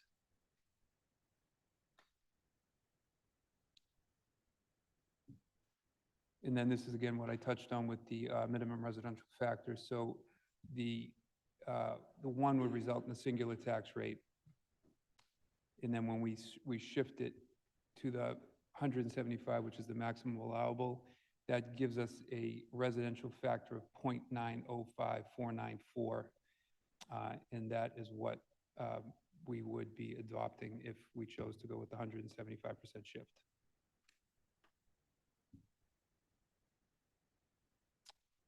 This here just gives us a breakdown of if we didn't go with the 1.75 shift, we could go with 1.5 or the singular, and it just shows how the tax rates get adjusted and how also the residential and CIP levy move. So at the bottom line, which is what we typically adopt, the 1.75, you can see that the tax rate is $8.63, $16.68 for CIP, and how it moves the distribution of the levy. So the residential levy drops and the commercial levy moves up as we go up in the CIP factor.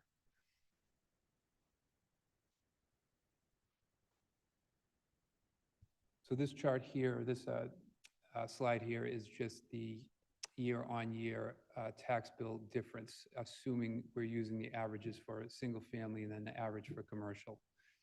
So the tax bill average for the average single family this year would be roughly $8,202 and then $19,783 if we stayed with if we went to a single tax rate. If we stayed with the full shift at 175%, the tax bill for the average single family would be $7,427 and the commercial would be $34,626.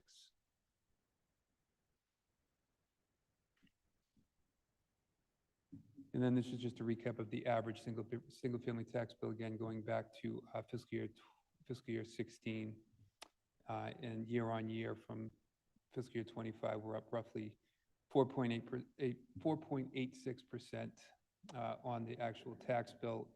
The year on year change for the values is 6.92, and they don't equate because of the Prop 2.5, where it doesn't allow us to go higher than that. So the tax rate falls, which yields a lower percent for the year-on-year change for the bill.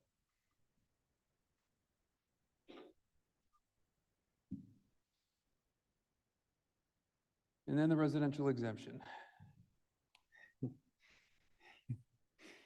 So I know we talk about this yearly, so I tried to get some good numbers to talk about this discussion here. So based on the assumptions that we used this year, we came up with a break-even point of about $1 million to $1.05 million in value. Assuming that those assumptions are accurate, if it was adopted at the full 35% exemption, the residential tax rate would move to $12.29 per thousand. And the summary on the last bullet point is the cities and towns that do already have it. 10 of the 20 communities I thought of note, they are in the Cape and Islands. It's mainly beneficial where it's a high rental community, and it benefits year-round residents. So that's that bullet point there.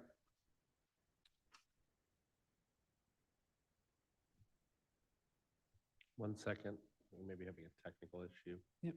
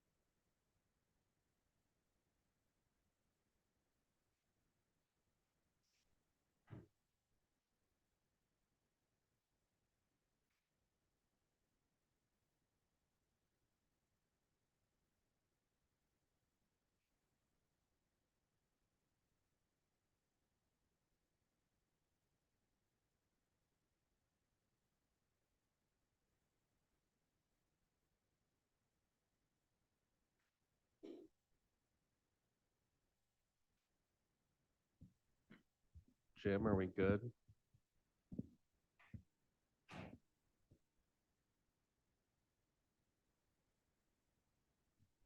All right, great. All right, continue, Jared. Thank you. Okay. So really the last two slides are just a summary.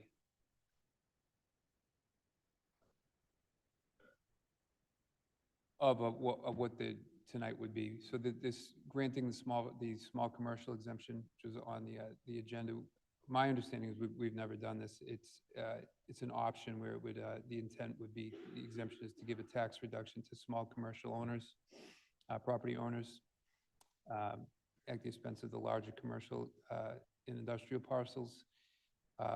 The exemption would have to be, it's for average annual employment of not more than 10 people during the previous calendar year and with the assessed value of under $1 million. And then the last slide is just a summary. So tonight would be a discussion of adoption for the minimum residential factor. So if we went with the full shift, we would be adopting a residential factor of 0.905494, which would yield those tax rates of 863 and 1668. And then the vote for the residential exemption. And then the last one would be that vote for the small commercial exemption. Thank you. And Jared, the recommendations are to adopt the residential factor of 0.905493, to not adopt a residential exemption, and to not adopt the small commercial exemption. That's correct. Okay. Is that the last slide? That is the last slide. All right, I'll stop sharing for now. We can bring that up when we come back to a vote. I'm going to go to questions from members of the council, and then we can open the public hearing once we've heard from members of the council. Councilor Lazaro.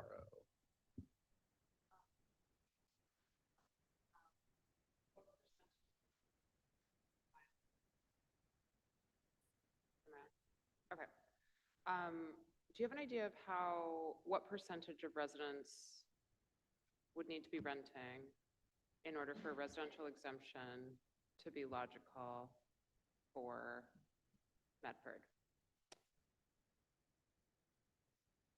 That's a tough one. So what we have to do is we have to make an assumption when we come up with those numbers. So there's two inputs. It's one is, where would the exemption be? Would it be 5, 10, 15, 20, up to 35%? And then two, how many people would be eligible for it? So we're assuming, I don't know, somewhere in the neighborhood of 70, 75. We're not, to my knowledge, a very high rental community in terms of owner-occupied properties. So I would assume that a lot of people would, in the single-family class, get it. Now, can you repeat, what was the data you were looking for? I'm curious what percentage of our population would need to be renters for it to make sense for us to utilize residential exemption. We have something like, Medford has something like 45% renters, isn't it? I can't remember, 47%, maybe renters.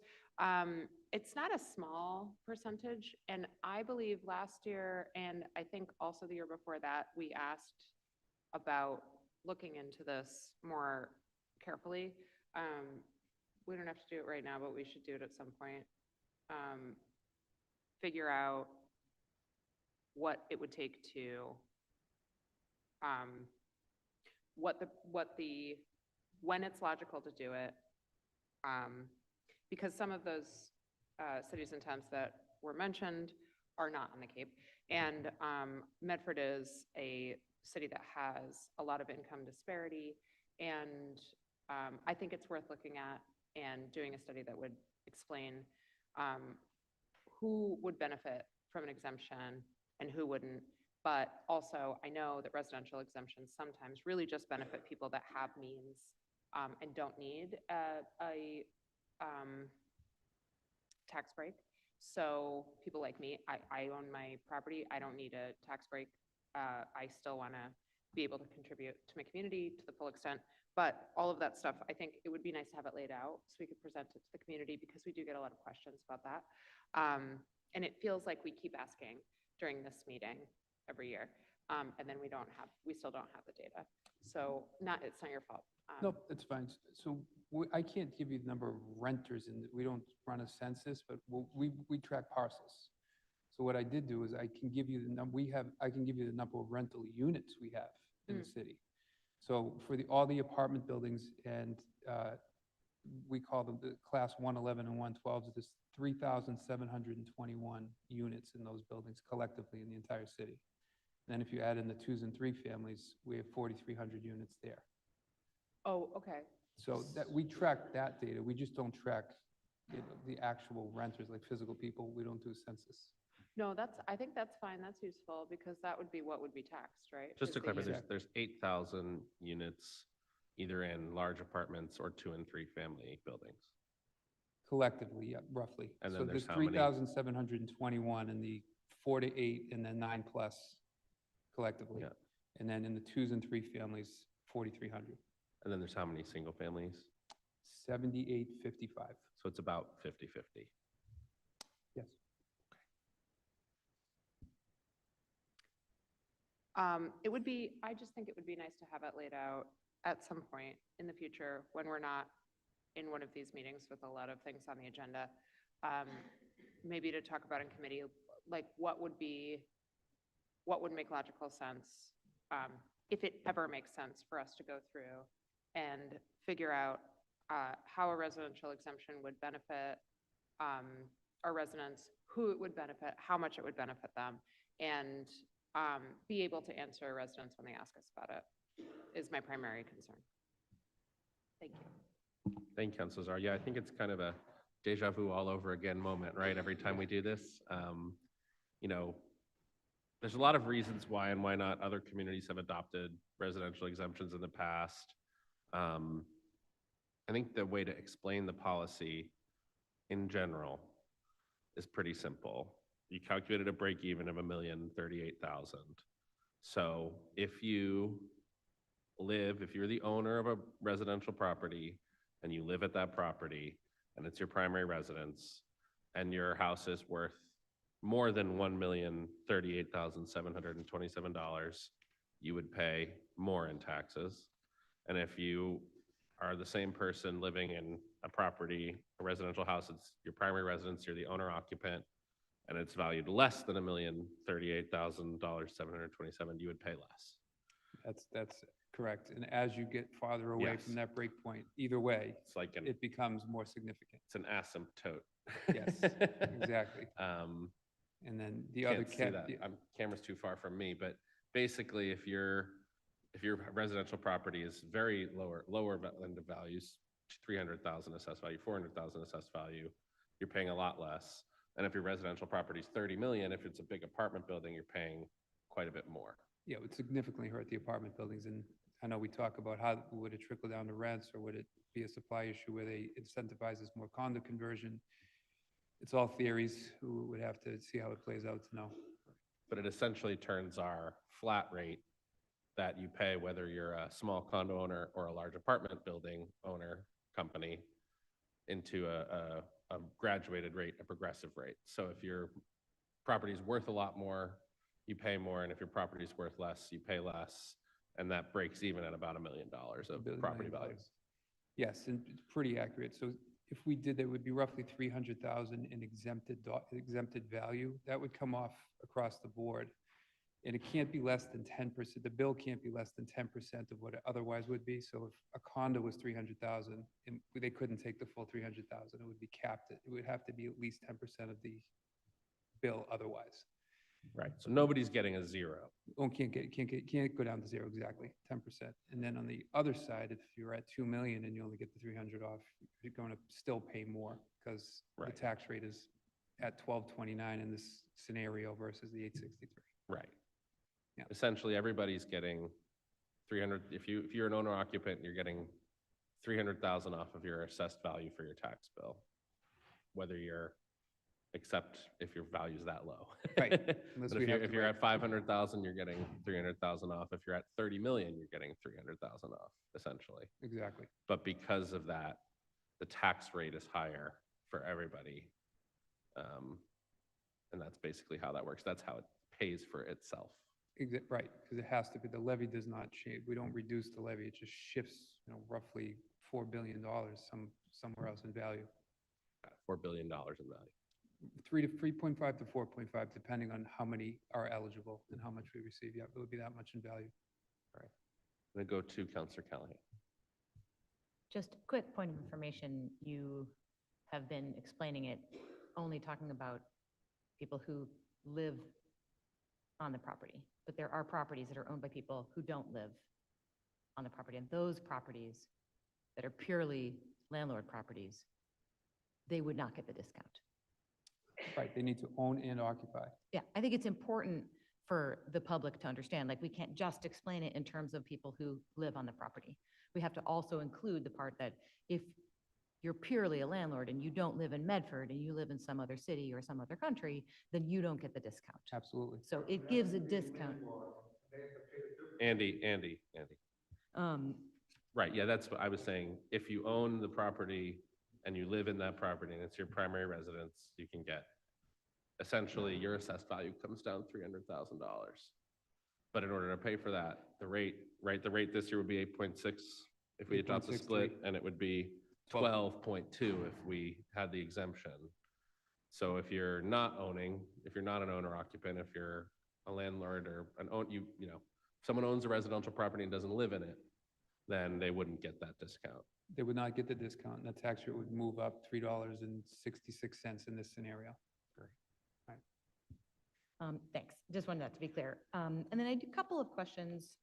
I also feel like a little bit of deja vu. I know last year I was surprised to find out that we were not able to vote in favor of a residential exemption at this meeting where it's literally on the agenda.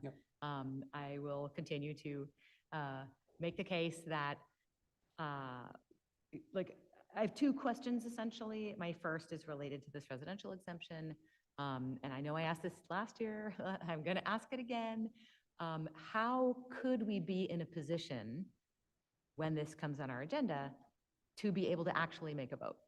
What is the process by which we do that? And if I may, let me tell you my other question before we get, sidetracked, which is, I'm curious about the small commercial exemption, because my understanding, tell me if I'm wrong, is that the exemption is given to the owner of the property, but it is given only to it if it is occupied by a business, a certain type of business with less than 10 employees. And there's no guarantee that the owner of the property is going to give any kind of discount to that person who is the business that's got the less than 10 employees. Right, the tenants typically don't get the benefit of it. Right, so it's typically not, I believe, since I've been here, that's what, we've never adopted it. That makes me sad. Okay, but if you could answer my first questions, that would be great. Yep, so it's about implementation, right, is how we get there. So assume we get 10,000 applications. That's probably in the ballpark of what we would get. If we could process 6 per hour, that's 10 per minute. That would be 210 on a 35-hour week. It would take 47 weeks to get through the 10,000 applications. Now, we need to know that before October, because we need to factor it into the tax rate. If we don't do that correctly, it will be a significant impact to the overlay, and it can cause problems for the finance department. I don't want Bob to be yelling at me. So, what we'd have to do is have it done, I think, even before the fiscal year started. I'd say we'd need somehow to do it 10 months ahead of when we need it done, based on the math. And can I follow up? So that would need, essentially, I assume there would have to be some sort of extra funding in order to hire more people. You wouldn't be able to do it with your current staff. I mean, that's a lot. It's like 47 weeks of work. I assume that your current staff would not be able to do that. I don't see a way we could do it with the staff we have now. No. So it would require funding. The city council cannot vote to fund anything. We've Is the city- requested this funding the last 2 budget cycles to request that the mayor put in the annual budget the funding to hire 2 people in the assessor's office to make this possible. We requested that for, I believe, the last 2, but certainly it was in the, we're in fiscal 26, right? It was in our budget recommendations for fiscal 26. I think they were in our budget recommendations for fiscal 25 as well, to request that staff support to make it possible for us to take this vote. So just want to be crystal clear, the city council cannot actually vote on this thing that is supposedly the city council's purview. And this Well, is we not could. really, it's not so much a question. Yeah, exactly. And I We did could, last and year Jared too. would panic, I think, right? I was that person who voted for it last year. And I may vote for it again because, it is a thing that I think we should be doing, is at a minimum, getting the funding Like, I love the idea of putting it in committee so that we can have a more thorough discussion and research. And I believe, I would like to make a motion that we put this in one of the committees with the goal of having those meetings before March so that we can do it in the time necessary. That would be a B paper to Yeah, B request paper. a meeting of the Administration and Finance Committee. Perfect. Okay, is that okay? Committee Yes, of the Whole? 100%. Thank you. Committee of the Whole to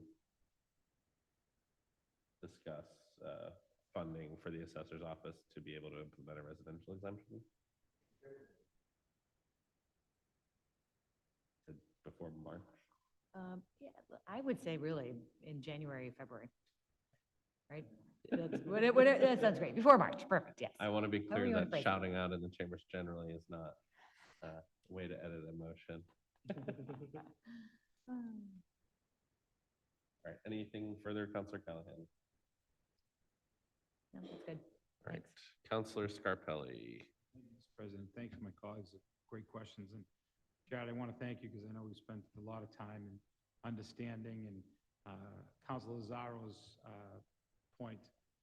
Sitting in that meeting, I think it's important that even sitting down, and I know when we talked and we look at real numbers and real people, you really get to understand that it's just not in totality. Because I would look at myself and say, sure, I'd like to be like my fellow counselor and support if I can, because I might have means other than others. But when you look at approving something like that, we could see how it could hurt the senior citizen that lives in a home of 1.5 because the increase is, the house is valued at that, but live in a fixed income and understand the implications and the gaps that then occur and who has to pick up that gap. And that's what's pretty scary to me. It's no different than understanding the rental process as well. Increasing taxes to a landlord isn't really going to affect that person. What that person's going to do is what? They're going to trickle down and look at their 10 renters and say, fine with me, do whatever you want. It's an extra $100. So again, I think that's why it's important, I think, to have this meeting and look at truly how it affects real people. And, because it does. When you look at it in totality, you realize that it's something that we need, something that we've always said that we wanted to visit and understand it. Because my other question, well, my other response was what we've talked about for many years is the lack of support you have in your office to even look at this right now, and then making sure that we fund it correctly. So there's many different variables that I know it sounds great because when I get phone calls every year, same people. Hey, George, you got to vote for the residential exemption because I need it. The taxes, the override went up, everything. I'm getting killed. I want to go down from 7,000 back down to 4,000. Sounds great, but somebody else has to fit that bill. So I think that's why I support my colleagues and the decisions and the requests that they've asked tonight. But I know we need to move forward with this, and I'm going to support the classification, the vote, and the summary if I can. That I would move to select the minimum residential like we've asked, the factor of 9.905493. And unfortunately, we need to move forward to vote no on the residential exemption and vote no on the small commercial exemption because there are no guarantees that would fall back on the business owner. That's correct. It would just fall back on the, would make a difference. So in my eyes, those are my three motions that I would move forward and to a vote. Thank you, Mr. President. Thank you, Councillor Scarpelli. We'll take a vote on those three, but I have to open the public hearing first after questions from councillors. Are there any further questions from councillors for the Chief Assessor? Seeing none, I will open the public hearing on the assessment for the fiscal 26 tax levy classification. So you've issued your recommendation. Is there anyone who'd like to speak on the tax levy classification this evening. Either in person or on Zoom. If you're in the chamber, please approach the podium. If you are on Zoom, please raise your hand on Zoom.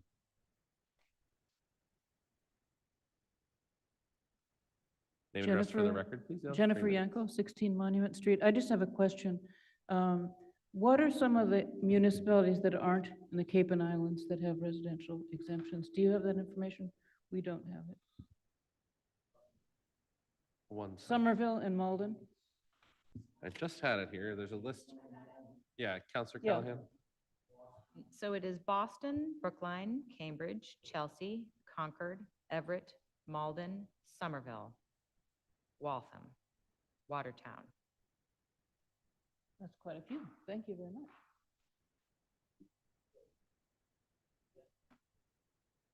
Thank you for your comment. Is there any further public comment, either in person or on Zoom, in this public hearing?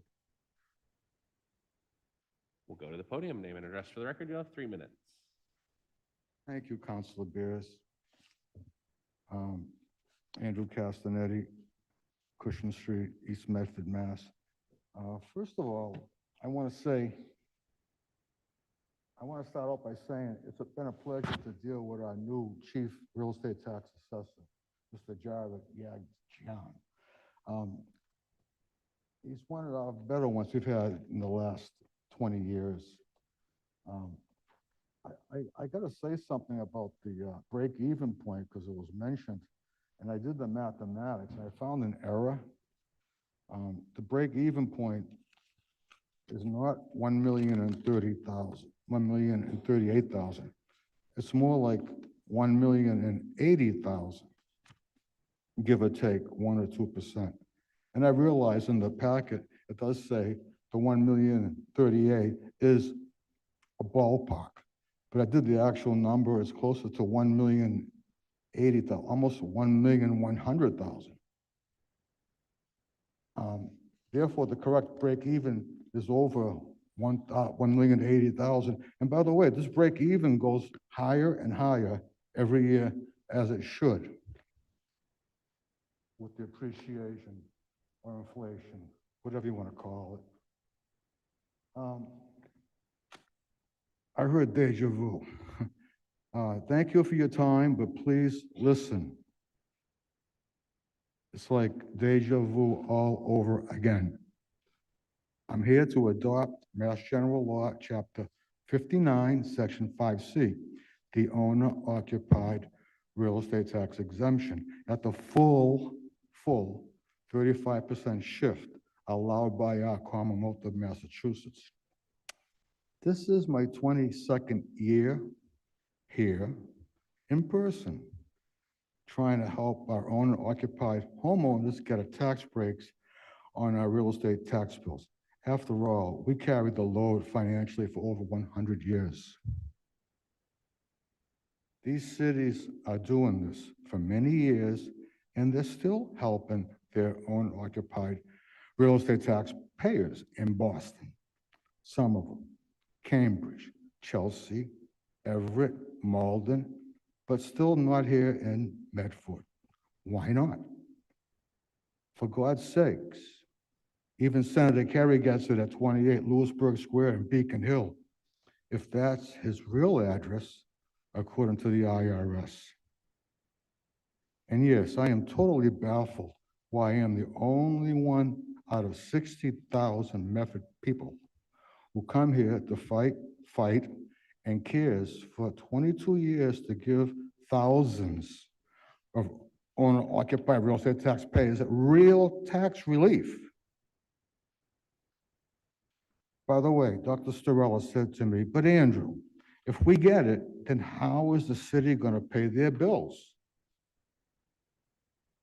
And my reply was, and still is, I know the law has not changed, the city still gets all their money because our owner-occupied savings is simply shifted and added to all the absentee homeowners, the business investors.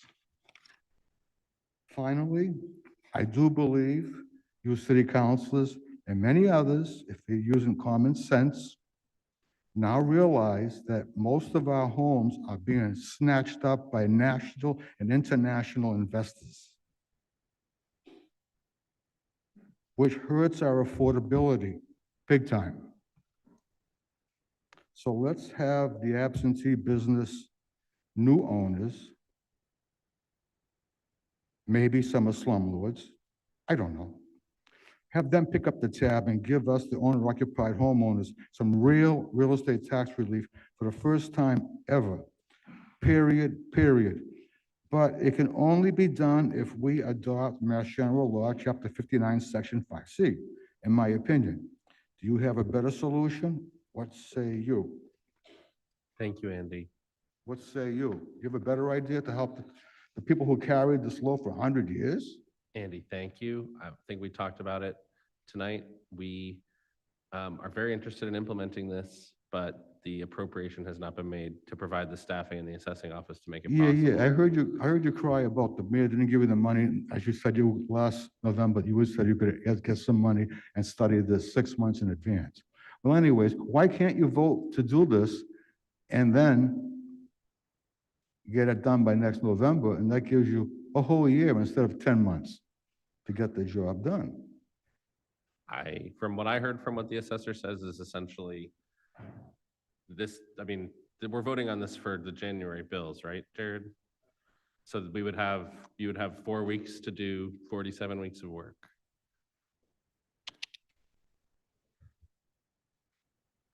No, I'm not talking about starting it immediately. I'm talking about a year from today, Mr. Assessor. Yeah, no, I mean, I hear you. I think what we've heard from the assessor is very clear. If the mayor provides the money to the office, they can do the preparation work for us to vote on it. But if the mayor doesn't provide the money to make this possible, then the assessing office doesn't have the staff to implement this program. And of course, these cities, like some of them probably have 8 people working in the assessors department. And Everett and all the other ones, especially Boston. So, but if they're doing it and they haven't dropped out of this, that says volumes to me. It must be dynamite. It helps. I've big definitely time. heard from other communities that this sounds good in their You community. know, I really can't understand the mentality of this council and the mayor. Thank you, Andy. Because if you vote majority to do it, and the mayor says, okay, it automatically goes to the State House, and right away, we get it. Thank you, Andy. I'm going to go to Robert Carney on Zoom. Name and address for the record, please. You have 3 minutes. Oh, here you go. Okay, I think I got it now. Thanks for the time. Robert Carney, 50 Hicks Ave, Unit 6. So I actually used to live in Everett, so I can speak to my experience. Bought my first home at the age of 31, small 1-bedroom condo there. And, you know, what I liked, so I don't have an opinion either way on this resolution, or this topic at this time. But what I will say is I felt like, as a first-time home buyer, that resolution made home ownership more affordable to me. And what bring down the property tax and then reducing my effective monthly payment, which goes into, how much of a mortgage you can qualify for. And I think encouraging home ownership in the city of Medford is a great thing. It brings more stability, to people in their lives, as opposed to having to worry about, is my rent going to go up next year? Is my landlord going to sell? I'm going to have a new landlord, et cetera. So that's just one thing I like about it. So just want to share that perspective because I am now a landlord of that same property. So I'm not paying the residential exemption anymore. So my property taxes are higher. I feel like it's fair, just a personal opinion. And I'm just glad you all are talking about it. So thanks for bringing this up. Thank you. Thank you for your comment. Is there anyone else who'd like to speak on this paper in the public hearing on the tax classification, either in person or on Zoom?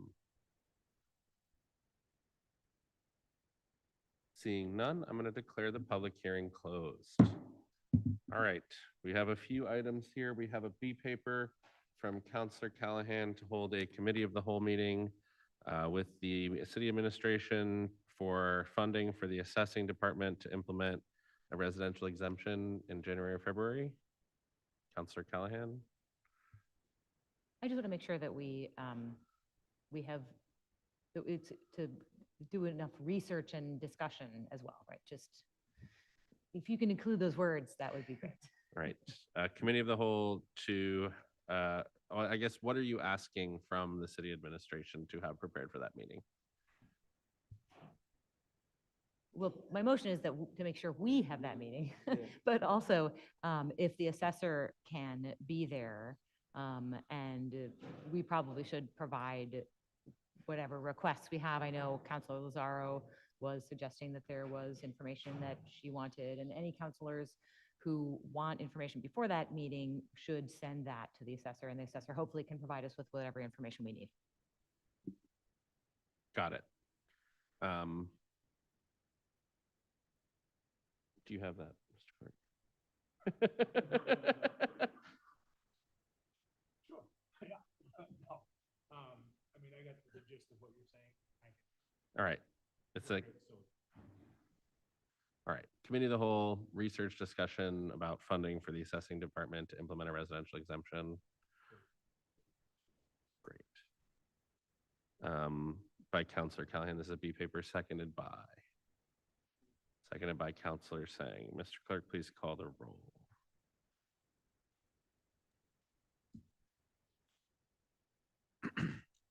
Counselor Callahan.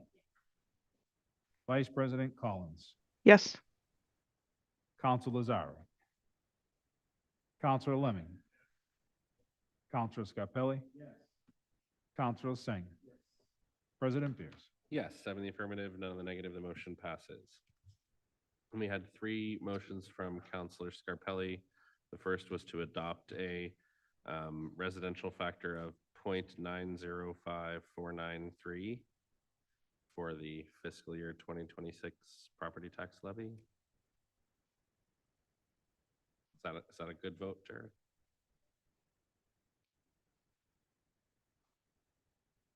.905494. Okay. And do you need us to say anything else in the motion? All right, great. Motion by Counselor Scarpelli, seconded by Counselor Sang. Mr. Clerk, please call the roll. Counselor Callahan. Vice President Collins. Yes. Counselor Lazaro. Counselor Lemming. Counselor Scarpelli. Counselor Singh. President Pierce. Yes, 7 in the affirmative, none in the negative, the motion passes. There's a motion from Counselor Scarpelli to not adopt a residential exemption for the fiscal year 2026 tax classification. Seconded by Counselor Lazaro. So this is a motion to not adopt a residential exemption for fiscal year 2026 by Counselor Scarpelli, seconded by Counselor Lazaro. Mr. Clerk, please call the roll. Counselor Callahan. Vice President Collins. Yes. Counselor Lazaro. Counselor Lemming. Counselor Scarpelli. Counselor Singh. President Pierce. No, 6 in the affirmative, 1 in the negative. Motion passes. And then there was a motion by Counselor Scarpelli to not adopt a small commercial exemption, seconded by Counselor Sang. Mr. Clerk, please call the roll. Counselor Callahan. Vice President Collins. Yes. Counselor Lazaro. Counselor Lemming. Counselor Scarpelli.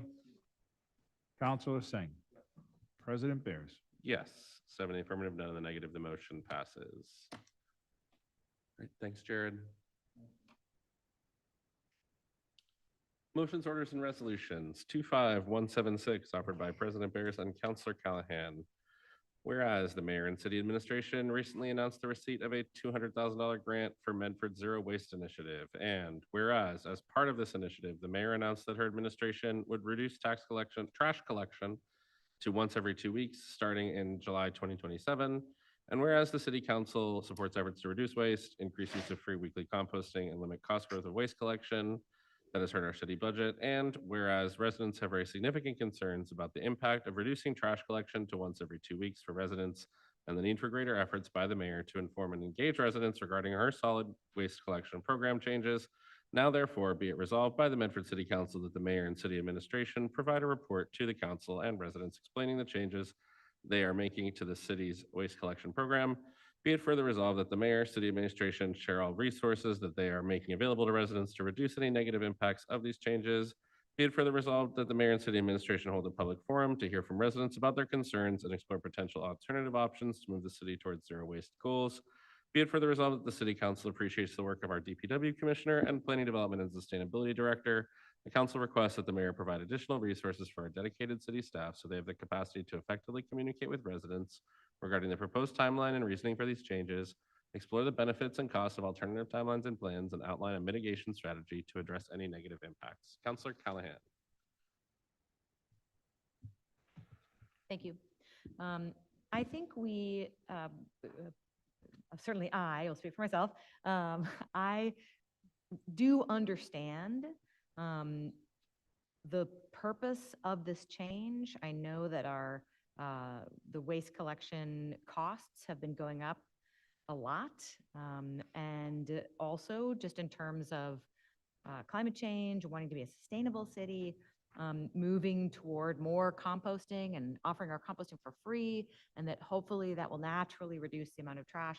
Like, these are laudable goals. The problem is that this was brought up in like the 11th paragraph of a statement about composting, and people are getting this and realizing suddenly that a service that they depend upon is about to be cut in half. It's really important to me that when we have climate goals, that those climate goals are something that the residents of our city understand, the residents of our city can get behind, that we not have climate goals be something negative that people dislike and see as a bad thing. So really all we're asking for is for this, the rollout to be done right, to make sure that we meet our residents' needs, that we offer any alternatives if necessary for the things that people come up with.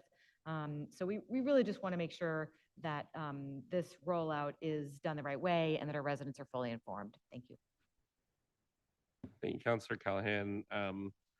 You know, I maybe see it a little bit differently, although we are co-sponsors of this resolution. The city is not ready for a change of this magnitude, and the way that it was announced was at the best burying the lead, and at worst deeply confusing and worrying. I also understand, right, maybe some of the motivations here outside of health insurance and pension costs. One of the things that is cost going up the fastest is our waste removal contract. The flip side of that is that the one thing that every resident, in the way they interact with the city every week, is trash and recycling and compost. It's the one thing that the city does for any resident in a 1, 2, 3 family home every week. And I think the idea of essentially announcing to the city that that's going to change in paragraph 10 of a press release that says, we just got a big grant, not even a big grant, we just got a $200,000 grant, and it's a $220 million city budget, is not the way to do this. Even if I 100% understand the intent and agree with the goals, you know, we had a conversation with the administration 2 years ago that said, we're moving to a new waste contract, we're bringing in free composting, there's going to be a bunch of benchmarks and checks along the way. And at some point, we're going to come back to you and say, we think we've done enough education of the public. We think that we have enough uptake on the composting program. We're seeing changes in the way that people are putting their trash out. And that was going to then inform a process where you go out to residents and say, hey, we've done a lot together over the past few years around changing our waste stream. And we think that we now have met some conditions and there's enough time for us to have a conversation about making a change to trash. But this is not that. That groundwork laying, I have not seen it. We have not had a bunch of meetings in this body, or we have not seen a bunch of public meetings and public forums hosted by the city saying, here's the update on the composting program. We're actually seeing that the trash, our trash weight is going down, the bins are less full. We're not seeing any of the benchmarks that would lead us to believe that this is a good change. And I think to have not laid that groundwork, and then for us to, the fact that this was not the lead of the press release, that the press release was entitled "City Planning to Move to Every Other Week Trash Removal in 2027," and then saying at least some of the stuff that we were told we were going to hear, I think has rubbed a lot of people the wrong way. I think it's set up, quite frankly, this program for failure because I think there's not trust in it. And I think it's yet another example where the resources for communication have not been provided to the people who are tasked with communicating about major changes. I heard that message loud and clear 6 months ago about zoning. And here we are again about trash removal, where it's paragraph 10 of a wall of text posted on the website, and not something where we've been laying the groundwork, not something where in July, right? There's been discussions for months. Why in July of this year did the city not say we want to start laying the groundwork for this? And I think the hardest part of that is that we do not have, other than the voice that we're putting forward and the requests that we're making for information, the city council doesn't have a vote on this. City council can't say, no, this isn't happening, or no, it has to be delayed. It doesn't sit with us. So I have a lot of concerns about the way this was rolled out. And I think, it's been interesting to have conversations with residents of all political stripes. We just had an election where a lot of people voted for one side and a bunch of other people voted for another group of folks. And I've heard from folks on both sides of that who are very frustrated with this. And some of those folks are saying, I would never support this, period, no matter what the rollout was. And some folks are saying, this actually, I support it 100%, but I'm worried about, and it would work for my house, but I'm worried about the people who it won't work for.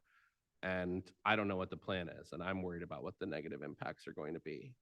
So that's why I co-sponsored this resolution with Councillor Callahan. I think really put the cart before the horse on this one. And I'm very concerned about this change. What are councillors saying? Thank you, President Bears and Councillor Callahan, for introducing this resolution.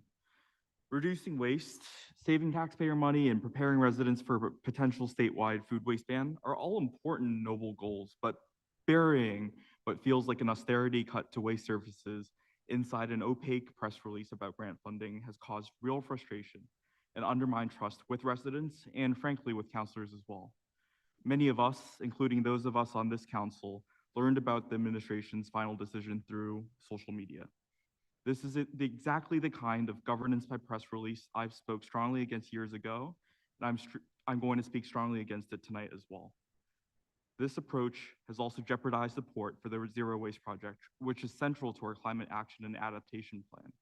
As the youngest member of this council, I know in my bones that climate change is an existential threat, but something I really worry about are things like this, where the failure of the outreach process means that for too many neighbors, saving the planet is now feels synonymous with inconvenience, making people just want to give up on the environment writ large. We end up moving farther away from where we need to be, fundamentally undermining the green movement. We need to rebuild trust and communicate clearly so residents understand that this doesn't have to be the case.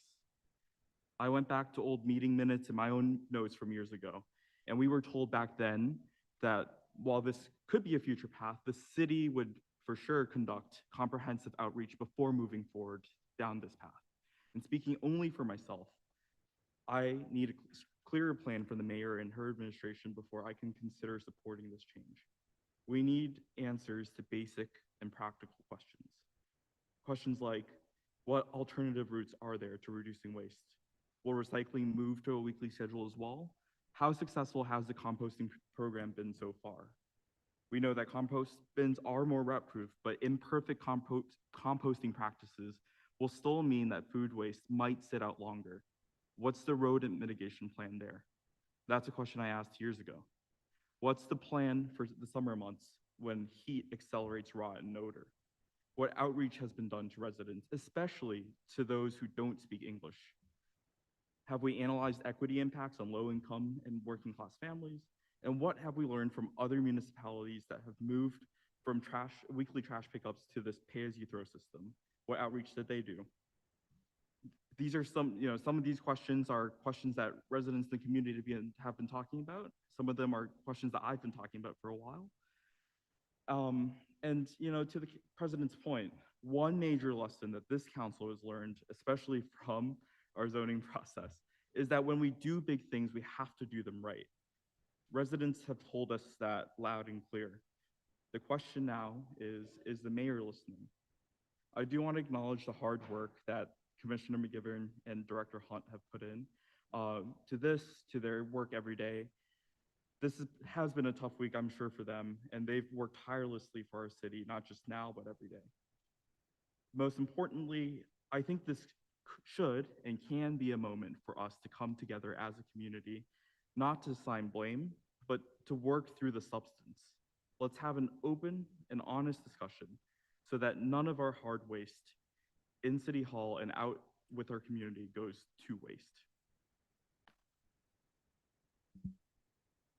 Councilor Scarpelli. Thank you, Mr. President. And I think that I just have a few to add on to my colleague. I think my colleagues have said some interesting points, and we've definitely heard the residents. And I think if we can, I have a B, C, and D paper, because I think it's important. Because I know that the team has done some extensive research, but have we looked at other avenues to help support the trash contract? One thing we've been hearing a lot of lately is illegal dumping, and to see if there's any thought process of using funding from penalties from illegal dumping to maybe defray the cost of the contract. It might not sound like a lot, but I think if what we're seeing, that could be something that is an avenue we can look at. If we can, Mr. President, there's a C paper. I think it's important. I think Councilor Singh brought it up, but I think it's important that we get the information back in a paper that it's important to see what the Board of Health looks at the rat infestation, the issue with the rat problem, and the report of anticipating impact if we go down to when we go down to once every 2 weeks. And then last is a D paper. I think it's having a detailed report to understand the life after that $200,000 and see the impact that it might pose on the city and what gains we might have had through that $200,000, and then how we pick up and continue with that, any positive reinforcement from that $200,000. So if you can oblige the papers, just because I think that this is a resolution that we can get some answers back and maybe help our residents understand, because I think that that's important. So thank you. Yeah, if you can, if you can add, actually two of those, I'm right? trying to write. Oh. All right, George, I had, I'm and sorry. maybe we could take these all in as amendments on the main paper. Is that Yeah, fine? if you do that, that'd be Yeah. good, yeah. I'd be it resolved that the city administration explore using fines for illegal dumping to fund the waste removal contract. Yeah. Be resolved that the Board of Health provide a report on expected impact of moving to biweekly trash collection on the city's rodent problem. Interesting, yeah. And the last one, sorry, I was, The impact after the $200,000 grant, and like when it runs you out. know, when it runs out, what the outlook and anything that's positive, how we're going to fund anything positive off of that. So, thank you, Mr. President. And Councilor Singh, do you want to read yours again? Yeah, I can also send them to you guys. Give me 1 sec.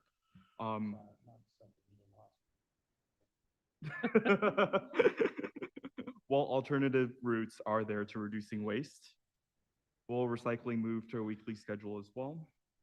How successful has the composting program been so far? Compost bins are more rat-proof, but imperfect composting still means food waste might sit out longer. What's the rodent mitigation plan along the lines of what Councilor Scarpelli said? What's the plan for summer months when heat accelerates rotten odor? What outreach has been done to residents, especially to non-English speaking communities? Have we analyzed equity impacts on low-income and working-class families? And what have we learned from other municipalities that moved from weekly trash pickup to pay-as-you-throw systems? And what outreach did they do? Great. All right, we'll incorporate all of that, unless Councilor Callahan, you have an objection to incorporating those amendments into our resolution? All right. Are there further comments from members of the council on this paper? Councilor Collins. Thank you, President Bears. And I'll keep it short because my fellow councilors have already spoken to a lot of what was on my mind about this resolution. I want to thank you and Councilor Callahan for bringing it forward. And, I served as a member of the Solid Waste Task Force back in 2022, which I know is referenced on the mayor's kind of brand new FAQ sheet about the pay-as-you-throw program now that it's been announced. I just wanted to speak to the fact that the pay-as-you-throw and program and various options and methods for over time, finding ways to make it feasible to decrease our waste production and ramp up recycling and ramp up composting and have those things occurring in concert were thoroughly discussed on the task force. And another thing that was spoken about, time and time again, was the need for really intentional, really thorough, really comprehensive communication and outreach to the community about significant changes such as this, about what it would mean for recycling to increase in frequency or trash pickup to decrease in frequency or composting and how that works. And a lot of the questions that Councilor Sang just raised, knowing that people would, that any significant change to our waste pickup would be a significant change for people because this is just a part of life that we can't get away from, and how important it would be for any new trash contract to include resources for really doing the public outreach part right. And I think, I wouldn't speak for any other member of the task force, but my impressions from our meetings, which were 3 years ago, was that there was broad consensus that we needed any significant changes would need to be preceded by and coupled with just a really sincere and dedicated outreach and communication program to make sure that people knew what was happening, knew why it was happening, had their questions answered, felt on board, because these changes are significant. It's not intuitive, and we need to, and all these questions that Councilor Sang raised and others are ones that are on the minds of residents. So as a member of the former Solid Waste Task Force, I had no idea that this was how the administration was planning to roll out this change. Because so many of our conversations were really guided by the fact that, any major change involving our recycling, our compost, or our trash pickup would need to be preceded by such thorough outreach into the community to really get people on board and, to take the time to win people over to why these approaches are both good and feasible. And really, taking the time to convince people of both and to wait for the evidence of the feasibility. So I really hope that I hope that we see some follow-up from this resolution. I really hope that the administration takes this to heart. And like you said, Mr. President, I think this is one it's really important to get this right. We can't be putting the cart before the horse. Thank you. Thank you. Are there any further comments from members of the council on this resolution? Seeing none, we'll take a public input on this resolution, both in person and on Zoom. In person, you can make a line behind the podium, and on Zoom, you can raise your hand on Zoom. We'll alternate between in person and on Zoom, and each person will have 3 minutes. Start at the podium, name and address for the record, please. Sure, Micah Kesselman, 499 Main Street. So it's hilarious that the chief of staff had the thankless job of coming up here at the beginning of this meeting saying that you should just take the mayor at her word on a whole process that needs to engage more community outreach and more residents And then this Fakakta nonsense happens the same day. And I think it really goes to show exactly why you were requesting, not request, like demanding that she publicly put forward the key things that she is expecting and demanding to continue funding zoning. Because you can't take her at her word, clearly. Like, look at this, this is wild. And for the record, I'm in support of this project. I think I agree with that. What many councilors have said, it's a great goal. It's important. It's a really important goal. And I don't think personally it'll have that big of a practical impact on myself.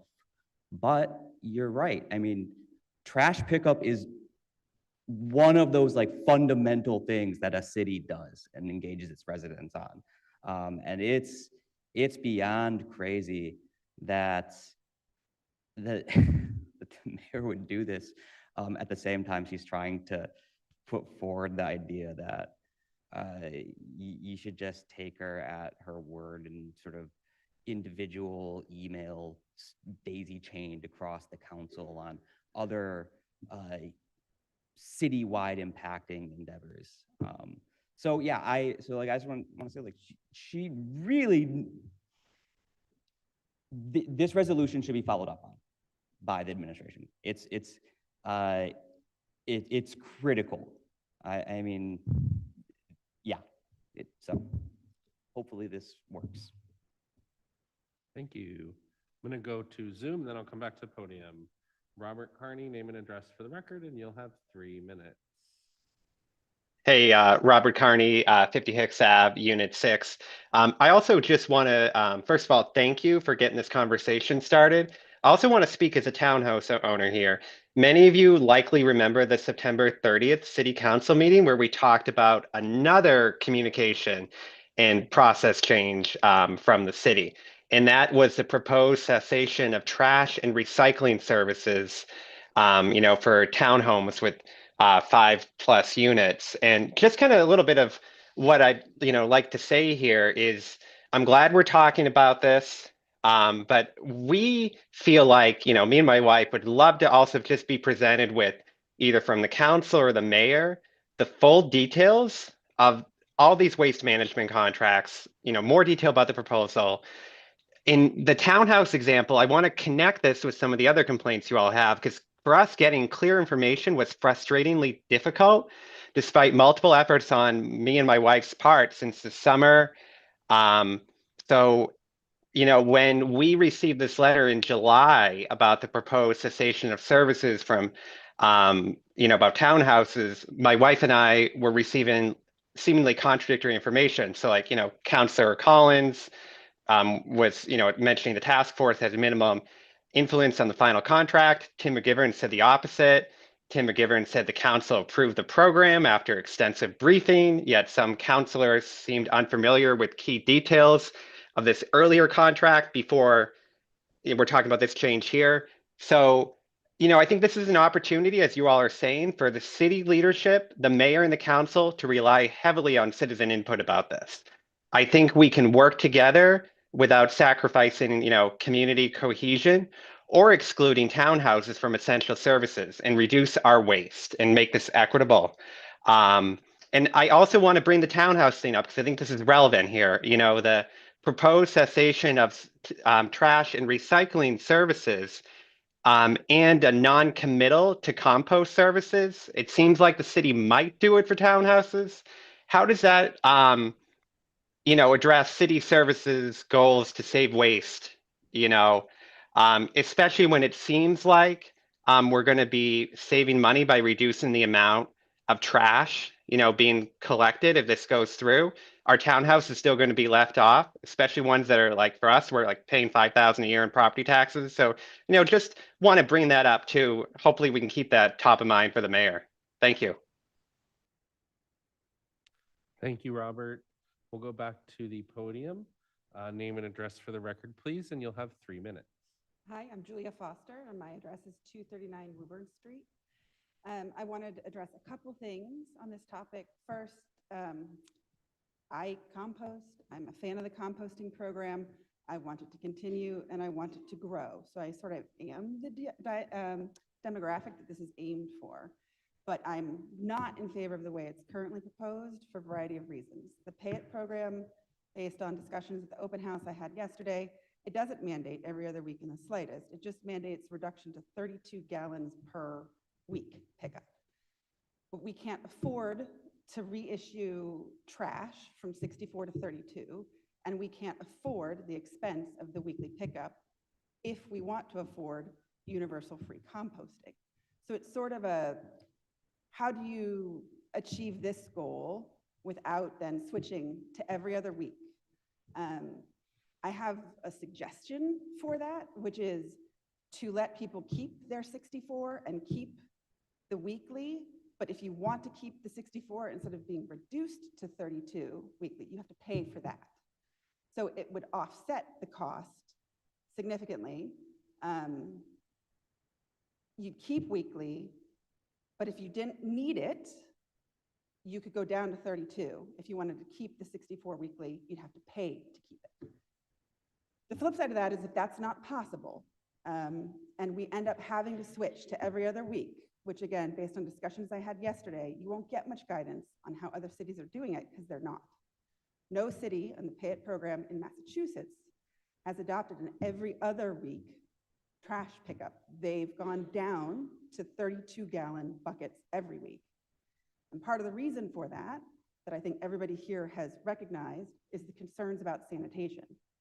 So if it is switched from 1 week to every other week, there has to be some sort of addressing, what are we doing with feminine hygiene products, dog poop bags, diapers, and other things that can't be composted and that will absolutely be repulsive, well, after 2 weeks, any time of the year. The dog poop bags start to disintegrate before the end of the week and have to be dealt with already. And then the one-off situations where you throw a party at your house and you have a ton of trash. It's one thing to store boxes from a Christmas and big Amazon and driving it to recycling drop-off. It's another thing to do that with trash. I don't have any interest in keeping that in my garage for an extended period of time or in my driveway for 2 weeks at a time. So those are my two concerns, and thank you. Thank you for your comment. We will go back to Zoom. We'll go to Cheryl on Zoom. Cheryl, name and address for the record, please, and you'll have 3 minutes. Hi, Cheryl Rodriguez, 281 Park Street. So meat packaging, takeout containers, pizza boxes, pet waste, and diapers are just a few items that attract rats and are neither compostable nor recyclable. Bi-monthly trash pickup is negligent and ignores the social contract. No other city is doing this. It is unsanitary and our rat population will explode. I have to keep my compost bin in the house because it was outside for 1 week and was all clawed up. Our trash cans don't even close as well as the compost bins. This will hit the dense environmental justice neighborhoods the hardest, and increasing our density will worsen it more still. With our current rat problems, was the Board of Health consulted about this change? What Malden looked like during the trash strike will become our new normal. Bi-monthly trash pickup is disgusting and irresponsible. We should not encourage our rat population to grow. This is a basic service. And if it is about money, then we need to find something else to cut. If it is just about chasing a $200,000 grant, then we need to let that one go in the interest of our quality of life, because this is neither good nor feasible. And I wonder what else is hidden inside this contract that we'll only find out in paragraph 11 of a press release about a grant that is supposed to be good with the bad hidden beneath. Thank you. Thank you for your comment. We'll go back to the podium. Name and address for the record, please, and you'll have 3 minutes. Good evening, Nick Gerleo, 40 Robinson Road. I'm speaking tonight in favor of this resolution, both originally or as amended. What's most stunning to me is how little it seems we're getting in return for this grant. In exchange for this huge sacrifice of cutting our trash collection pickup in half, we're getting, drumroll please, compost bins. Now, it's $200,000 worth of compost bins, but again, it's still just compost bins. I'm asking myself, do we actually need more? Is there a shortage? Are there answers to these questions I can look up? And I think if we had discretion to spend this money any way we'd like for waste management funding, there'd be a case perhaps for this trade-off. But since it appears we're just stuck using it for these bins, I don't see anyone could make the case this is a good deal. Now, the city says if we generate too much trash, we can just buy overflow bags or lease for $12 a month another 64-gallon bin. No big deal, huh? For many people, though, weekly pickup with the 64-gallon bin is hard enough as it is. And even with, I think, intentional efforts to produce less rubbish, it is still highly unrealistic people are going to be able to meet this quota. And all this is going to do is force them to pay these fees. Residents are already struggling under high taxes and fees and a climate of a cost of living crisis. This is only going to make that struggling worse. And it also makes you question when we're told that tax hikes are necessary to fund essential city services, and we say yes, why we are getting less city services in return. And we're also getting a vague promise here that this will save the environment. How do we know collecting trash less regularly is going to incentivize people to produce less trash? What will stop people from dumping their extra trash or just sucking it up and paying for overfill bags or renting a bin? As has been discussed, our neighborhoods are already infested with rats in many areas. Unsustainable density increases due to comprehensive residential rezoning changes, which do seem like an inevitability to me at this point, are only going to result in less sanitary conditions. To me, all of this is just a recipe for disaster. It's my hope that the mayor will reconsider the wisdom of this grant and work with all of us to provide some answers to questions I think we all have. I don't care how many cities and towns across the state have accepted this program. We need to do what's best for Medford. Thank you. Thank you.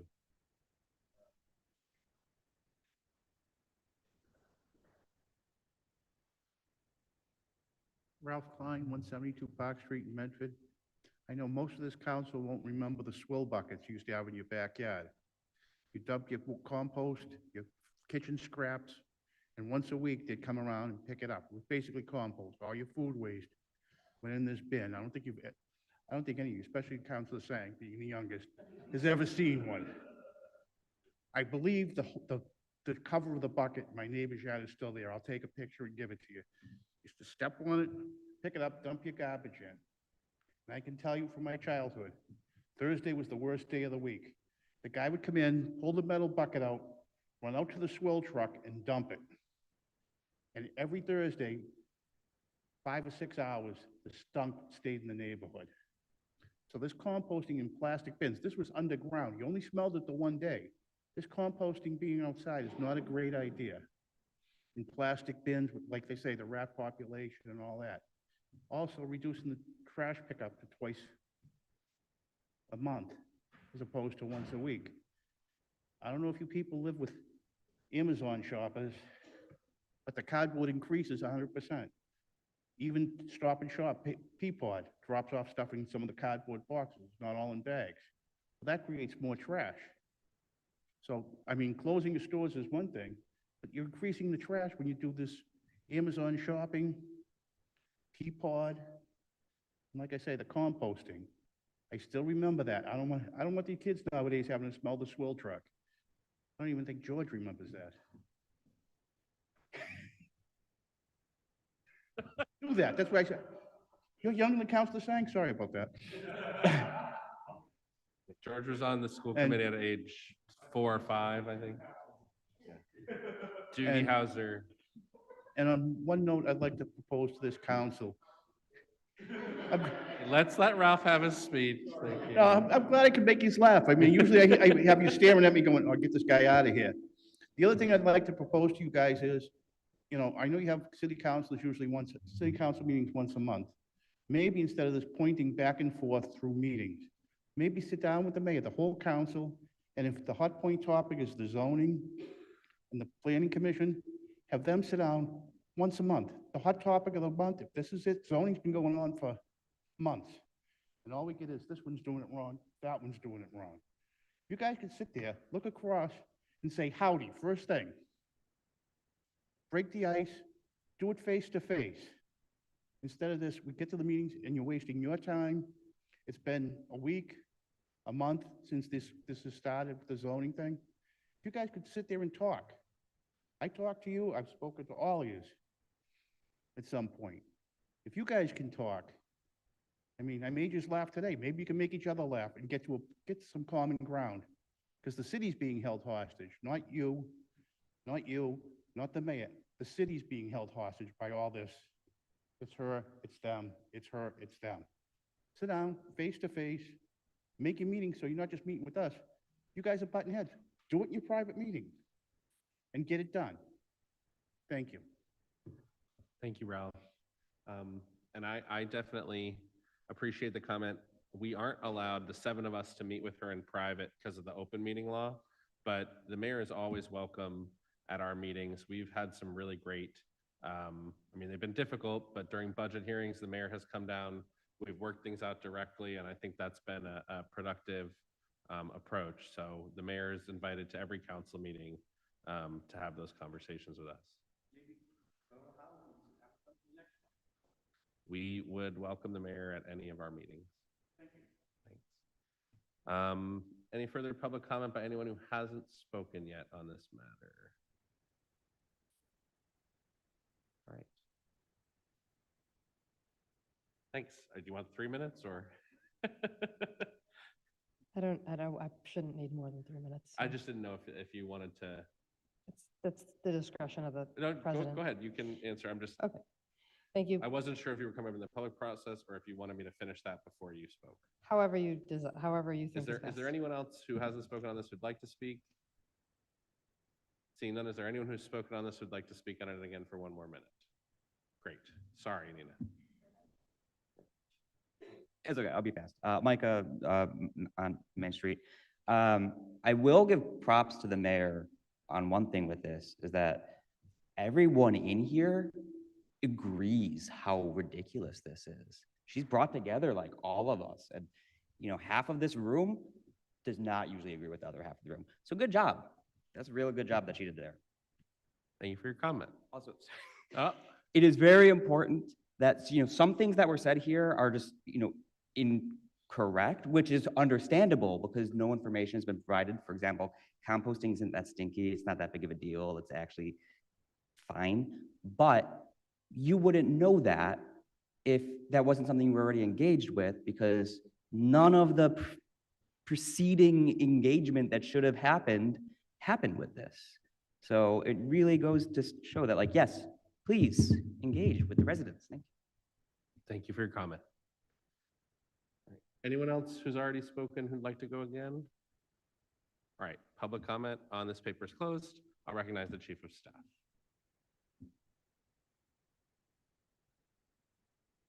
Thank you, Mr. President. I think this is more for the public, is just some historical information, because I think the council has this information. So I'm presenting to the council, so I'm going to present to the council. As the council knows, the Solid Waste Task Force was launched in May of 2022. Vice President Collins alluded to the task force and discussed it to a degree to help coordinate and plan Medford's priorities for the future of its waste management operations. It was estimated at the time that continuing weekly trash collection would cost the city approximately $1 million per year. And that would only increase over time, considering, the increase in costs and inflation. So, frankly, it presented affordability issues for the city. And we know that one of our major drivers for our budget process, that is one of our challenge points, is somewhere between pension, because we're almost fully funded. So we've got I don't know, I think it's, 7 years is coming to my mind, but I'm not doing the math right now in my head, to fully fund it. And the escalation in costs as it pertains to waste and recycling. The task force was in support of moving to collecting trash every other week, which allows the savings to be redirected to other services in the program. Due to the escalating cost of trash disposal, this long-term strategy specifically minimizes trash disposal itself, which is the tonnage that we pay for. We're paying for two things when we collect trash. We're paying for the hauler to haul the trash. Again, you all know this, but we're also paying for the tonnage. And that tonnage, when you have food waste inside of the trash stream, gets really placed in a location where it doesn't need to get placed because, you know, some studies show that food waste tonnage equals, you know, approximately 48% of the trash. And so going back, the disposal cost for compost is really effectively little to none at all. And it allows the city to manage escalating trash disposal costs over a long-term contract and help keep our solid waste program within budget. As the council knows, as is evidenced by the date of implementation that's being described, presently, July 1st, 2027 is the implementation date. We're approximately 19 months out from the implementation date. This is a slow rolling process presently to communicate that what's to come, but this will all be done with a more comprehensive process. This is the initial stages. We haven't begun the significant communication that's going to be needed with this type of thing. The council was presented, as you know, and the council referenced this, with this plan, which was based on the Solid Waste Task Force's input at its committee of the whole meeting on February 15th, 2023 and July 25th, 2023. The council ultimately voted to approve the 10-year waste contract at its regular meeting, which was all under the umbrella of this contract effectively going to a bi-weekly trash collection. The city held public workshops with the Solid Waste Task Force outlining the recommendations for every other week trash in late 2022. Again, I'm providing some of this information, so I don't think this historical public outreach is going to supplant the needed outreach in the future. I'm just providing this as informational context for the public.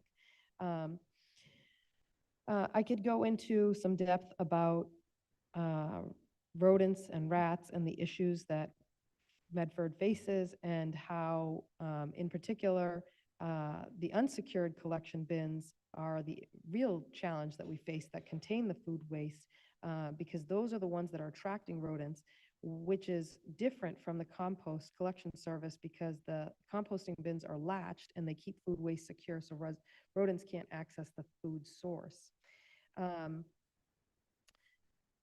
The city's also done outreach on mitigating rodent activity and provided residents tips on how to help reduce activity. The biggest driver of rodent activity is easily available food scraps. You all know that. The members of the public who have been impacted by this, I'm sure, know that and are working hard to mitigate those issues as well. Again, the compost bins themselves are a part of that process to create reduction in rodents in the area as they can't access the food items to the containers. There are regular meetings, internal meetings with regard to this contract as a whole, because, and the reason I want to bring this up is it's a very large contract that requires a significant amount of management. And so our DPW commissioner, our director of planning, sustainability, and planning development and sustainability, and our communications director, as well as our consultant that worked with the city through the process of developing, drafting the RFP, negotiating the RFP, Zero Strategy Waste Solutions, meets regularly to manage the contract. And I think that's just relevant in the grand scheme of things, but not necessarily specific to the points we've been discussing or that have been discussed here tonight. Also, as you know, loose trash bags are no longer lining the sidewalks of our squares ahead of trash pickup, which is certainly a good thing. You know, in all reality, and this is to the council, if the council would like to revert plans to go to weekly trash collection, the mayor's willing to discuss to figure out how we would handle the added cost increase. Realistically, this is the beginning of a process to roll out communications on this topic. PDS did have the Planning Development and Sustainability did have an information session at its open house event yesterday evening about composting and the new program. I believe a resident spoke about that. We're developing the comprehensive communications plan that will be rolled out over the course of the next several months, outlining the program, the reasoning for the implementation, and the impact on our trash collection strategy. We will be holding public information sessions to hear directly from residents on what challenges they foresee will arise by this change in collection. Again, If the council wants to take a vote at some point to change course, just let us know. Thank you. Thank you, Madam Chief of Staff. I just want to be clear, we can't take a vote to change course. The mayor administers the contracts for the city. So if the mayor wants to change course, we're happy to have that proposal discussed before us. But we'd never voted to adopt a contract. We never negotiated a contract. We never signed a contract. We authorized the administration to enter into a contract greater than 3 years. We had meetings 3 years ago and 2 years ago where we heard what the general outlines of the contract would be, and that at some point in the contract, there would be an option to go to every other week trash service. And then we were told that the city would tell us when we were meeting goals and felt that they had the plan to move forward with that.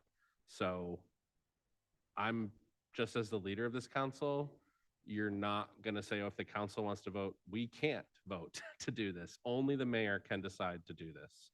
So if the mayor, I appreciate a lot of what you just said. Basically, most of what you just said until the sentence where you said, if you guys want to do it, feel free. We can't. So we could take a vote tonight and say, no more trash every week forever. It would have no force and effect. Zero force and effect, because we don't sign, negotiate, administer contracts on behalf of the city. The city's chief executive does that. I think you heard from a lot of us tonight that we wanted to hear about the communications plan. We wanted to hear about the rollout. We wanted to hear about the goals that we were meeting to get there. You know, I have had conversations with planning development, sustainability staff, with DPW staff, talking about, you know, composting is getting better. We're at 30, I think we're at 35% now, or maybe it's higher than that. I'm not sure because the report hasn't been presented. I think the issue we have here tonight is we were told a couple years ago that the administration was going to come back and talk about what their plan was to roll this out. And instead what happened is a press release went out, and in paragraph 11, it said, we're doing this in July 2027. And it didn't say, here's the upcoming public forum. Here's the place that you can have a conversation about it. If I can remember, I don't even know that the press release mentioned that there was a PDS open house, you know, the next business day after the press release went out. And I think there are very clear and simple things that could have been done differently. Even just changing the timing of the press release, changing the rollout, making it clear to residents, we know you're going to be concerned about this. This is a major change to the main way that you interact with your city on a weekly basis. And here are the ways that you can engage with that. And we haven't decided, oh, July 2027 is happening. We said, we're going to have 6 months of meetings. Our intent right now is to do this in July 2027. We think that's what we need from a cost basis perspective, and we'll go and do that another time. But none of that happened. It was paragraph 10, or Cheryl said 11, of a press release. And the headline of the press release was, city gets grant. It just seems backwards. And I think it really undermines our goals. So that's my deepest concern here. Like, it's, you know, you're at the line in the race. You're like, we have a very ambitious goal that we want to achieve. It's going to take talking to thousands of people and essentially trying to get thousands of households to change how they behave. And like, first step out of the gate, we fall. And that's what worries me. And I think like it means that maybe the city budget gets impacted because maybe people don't want to adopt this goal now, because a bunch of people who maybe could have been open to the idea of it are now reflexively opposed to it. I myself kind of fall into that bucket, right? Like, I'm not saying out of like on principle, I'm against this no matter what. There are people who feel that way. It must be every week. And I want to listen to them too. But it just feels like the rollout was botched. And that the first time we really were talking about it, at least the first time in the past 2 years, since we had some meetings several years ago where it was like, this might be an option, people felt like they were getting two-stepped on it. So that's just where I'm coming from. Vice President Collins. Sure. Thank you, President. Sorry, I Vice just want- President Collins, 1 second. What's up? Just wanted to comment that, you know, really, that is really, the council does all the time take votes that it would like to see. This resolution itself is an example. That is an opening from the mayor to this council to say, if this council would like to revisit the idea to go away from biweekly collection, that she is open to it. That is what I was trying to communicate. Okay, I appreciate that. I think what I'm saying is, if folks are, I want you guys to put out your plan for how you're going to communicate this. I want residents to talk to you about it. And if the mayor feels like she needs to revisit her decision, we're happy to have her put a paper on our agenda to talk about that. Is my perspective. I don't know if other councilors have other perspectives on that. Vice President Collins, then Councilor Lemming, then Councilor Callahan. Thank you, President Bears. And I want to be brief, but I do just want to be clear as a member of the former task force, the Solid Waste Task Force, that this isn't how any of us said to roll this out, and this isn't how we understood that it would be rolled out. When the task force was convening in 2022, we were talking about goals. We were talking about the goals that we all share for reducing waste, becoming more sustainable, reducing our carbon emissions through waste. We worked with the resources that the mayor allocated to us, reviewing best practices from other cities, and we came to form some recommendations about what of those options seemed most interesting and valuable to us for Medford. We were talking about options for manifesting these values in our waste pickup in our community. But the task force was a volunteer, advisory, non-binding group of community members, eager to serve, many of them passionate about the environment. And it just really rubs me the wrong way to see the city administration laying the blame for a poorly rolled out process at the feet of a volunteer body that was producing non-binding recommendations. It's up to the duly elected and appointed leaders of the city, not volunteer members of a community task force, to look into feasibility, make those real world decisions about what is feasible and when, and to design a communication strategy and to fund it to be successful. And it just felt really important to me to put that out there because I saw members of the former task force on this meeting tonight. I know they've been engaging in this process, and it just really upsets me to see people's volunteerism for their community be politicized. Thank you. Councilor Lemming. Yeah, look, I mean, it was a poorly written press release. It was ill-advised to put that out. Clearly, it ticked everybody in the community off.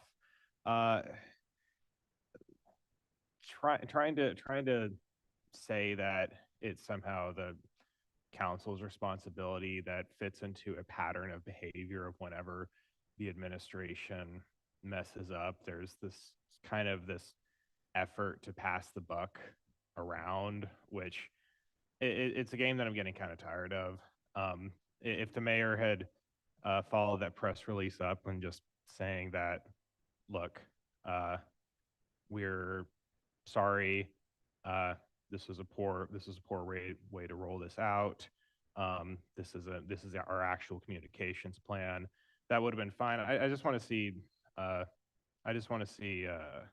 the act of taking responsibility for something here. And this was very clearly, if anything, just a communications mess up. And the trash contracts are the mayor's responsibility. That these negotiating and fixing these contracts is up to the mayor. End of story. It's not up to this council. It is not up to a volunteer task force that's giving recommendations. It is up to the mayor, and they released a press release that conveyed information very poorly. And yeah, I would just like to see us stop this pattern of trying to pass the buck off and blame somebody else for your problems. Councilor Callahan. So I think the people of Medford elected a mayor, and the people of Medford elected a city council. And I think they elected the mayor to do the mayor's job and the city council to do the city council's job.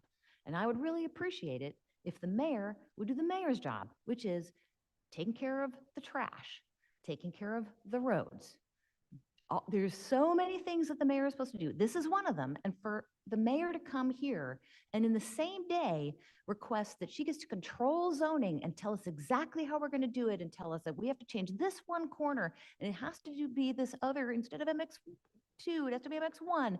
And then we got to redo Mystic Ave. And we have to, like the number of things she wants to control in the zoning, which is not her job.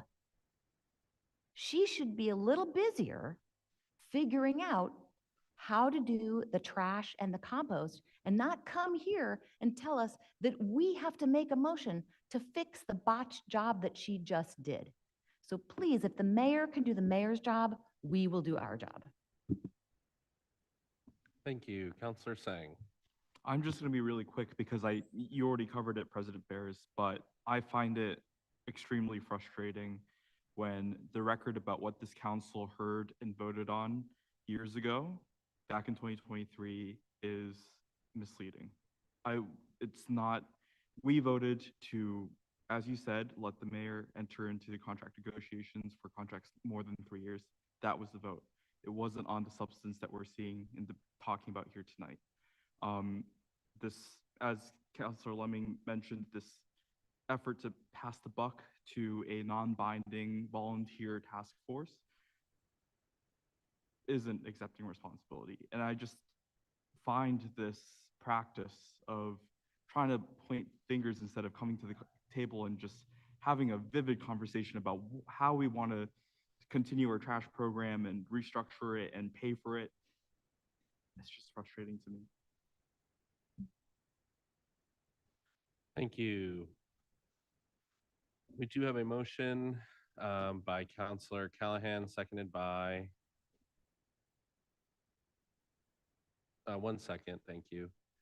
Motion by Councilor Callahan, seconded by, it's the paper that it's the resolution, and as amended by Councilor Sang and Councilor Scarpelli.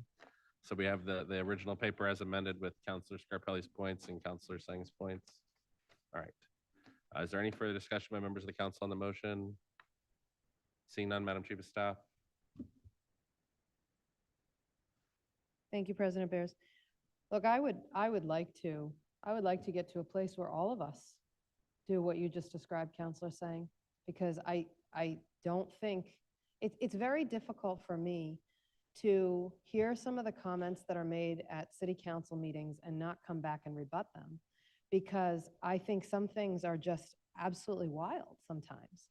I mean, your recent comments, not your comments specifically, but your comments, Councilor Sang, I think you're unaware of some of the things that were stated back in 2023. Please direct your comments to the chair. Yes, thank you, President Bears, for the reminder.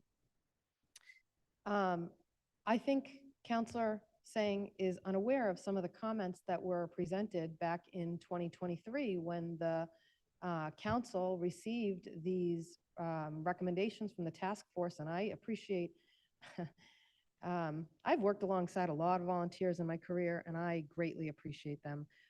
So, again, people can put words in my mouth, people can put words in the mayor's mouth, but look, this is a two-way street. If we want to work together, President Bears and council members, let's work together.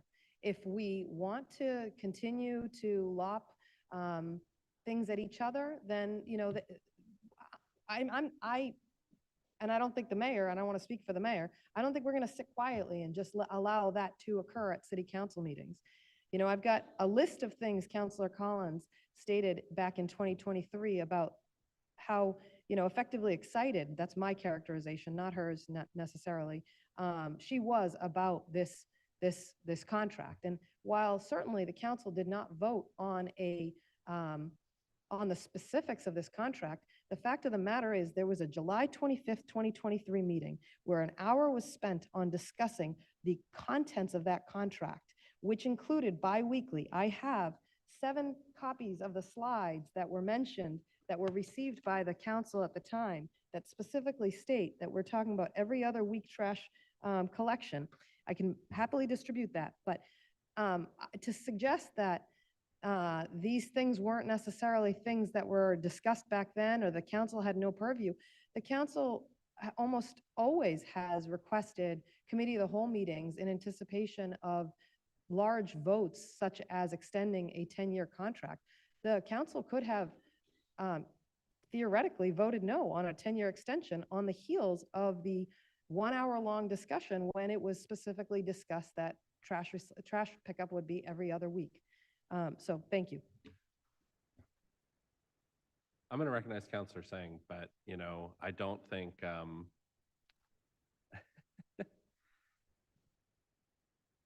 right, this is what people don't want. We raise our concerns and it's, you know, guess we're not going to sit idly by. Once more under the breach, the cannons fire. We're going to start quoting people from meetings years ago. If we want to talk about that meeting, right, it was, there's an option in the contract to go to every other week, and here's all the things we're going to do to make that a reality. And here we are today. Those things weren't done, and it feels like it's not going to be able to be made reality. I think the really hard thing I have here is, right, like, no one talked to the city council about putting on a press release, and now it's our fault. You wrote it, own it. You wrote it, own it. If you want to include us as we've been asked to be included, we can't even get our stuff posted on the city website. The mayor won't send out city council newsletters using the city newsletter list because it's her list. So no, I'm not going to be accountable for your press releases. And this council is not going to be accountable for your press releases. It's not going to happen. We're not covering for other people's mistakes. Don't put it in paragraph 10. That's it. Say what you're doing. We're going to every other week trash. Say it 6 months ago. Say it and say there's a public forum. There's 3 public forums over the next 3 months where we're going to talk about how to make it work. Don't spin it in a press release that says, big grant, we got a grant, 200,000. Also, you're losing a week of trash. I didn't write that press release, so I'm happy to collaborate. If you want to collaborate on every press release that goes out, we'll vote on every one before it goes out. I'm here for it. Sadly, that's not what the city charter says. Strong mayor, weak council. Own it. Councilor Singh. Yeah, I just don't want this to get into a back and forth, but I just wanted to put on the record that I find a lot of what was said personally offensive and patronizing. I think that in the characterizations of those meetings, and you know, we did talk about this. I even acknowledged that we talked about this. In my first remarks on this, you expounded on those conversations just now. What's conveniently left out is that we were also told at the same time that we would evaluate if the city was ready for this after an outreach process. And we would make plans for alternative paths, including weekly trash pickup. And that was part of the conversation before we took a vote on authorizing the mayor to negotiate the contract. Just want to set the record straight on that. Thank you, Councilor Singh. Vice President Collins? Thank you, President Bears, and I'll make this quick because I think we've said all we need to say here, and I think the bottom line is it's important that the community know what the levers are and where the jurisdiction lies with this policy. And I think at least in this meeting, we've done what we can to advance correct information. But to the point that was recently made, you know, yeah, I think that characterization is just fine. I was excited in the meeting 2 years ago. I'm glad that such scrupulous notes are being taken about my mood. I was excited about the specter of this policy being done right. I wasn't lying when I said I was excited about waste reduction. I ran on that. It's important to me. It's important to a lot of people in Medford. This is something that we share. This is a shared value. Environmentalism, waste reduction, carbon emission reduction. I'm not opposed to the policy. I'm opposed to the avoidant, backhanded, unaccountable, untransparent way that it's being rolled out. That is spoiling our chances for this going forward productively, which I think is really important. I care about the process because I want this outcome to be successful. I already said that. I said that 20 minutes ago. I said it 2 years ago. We need the administration to step up and do this right, and that's what we're asking for.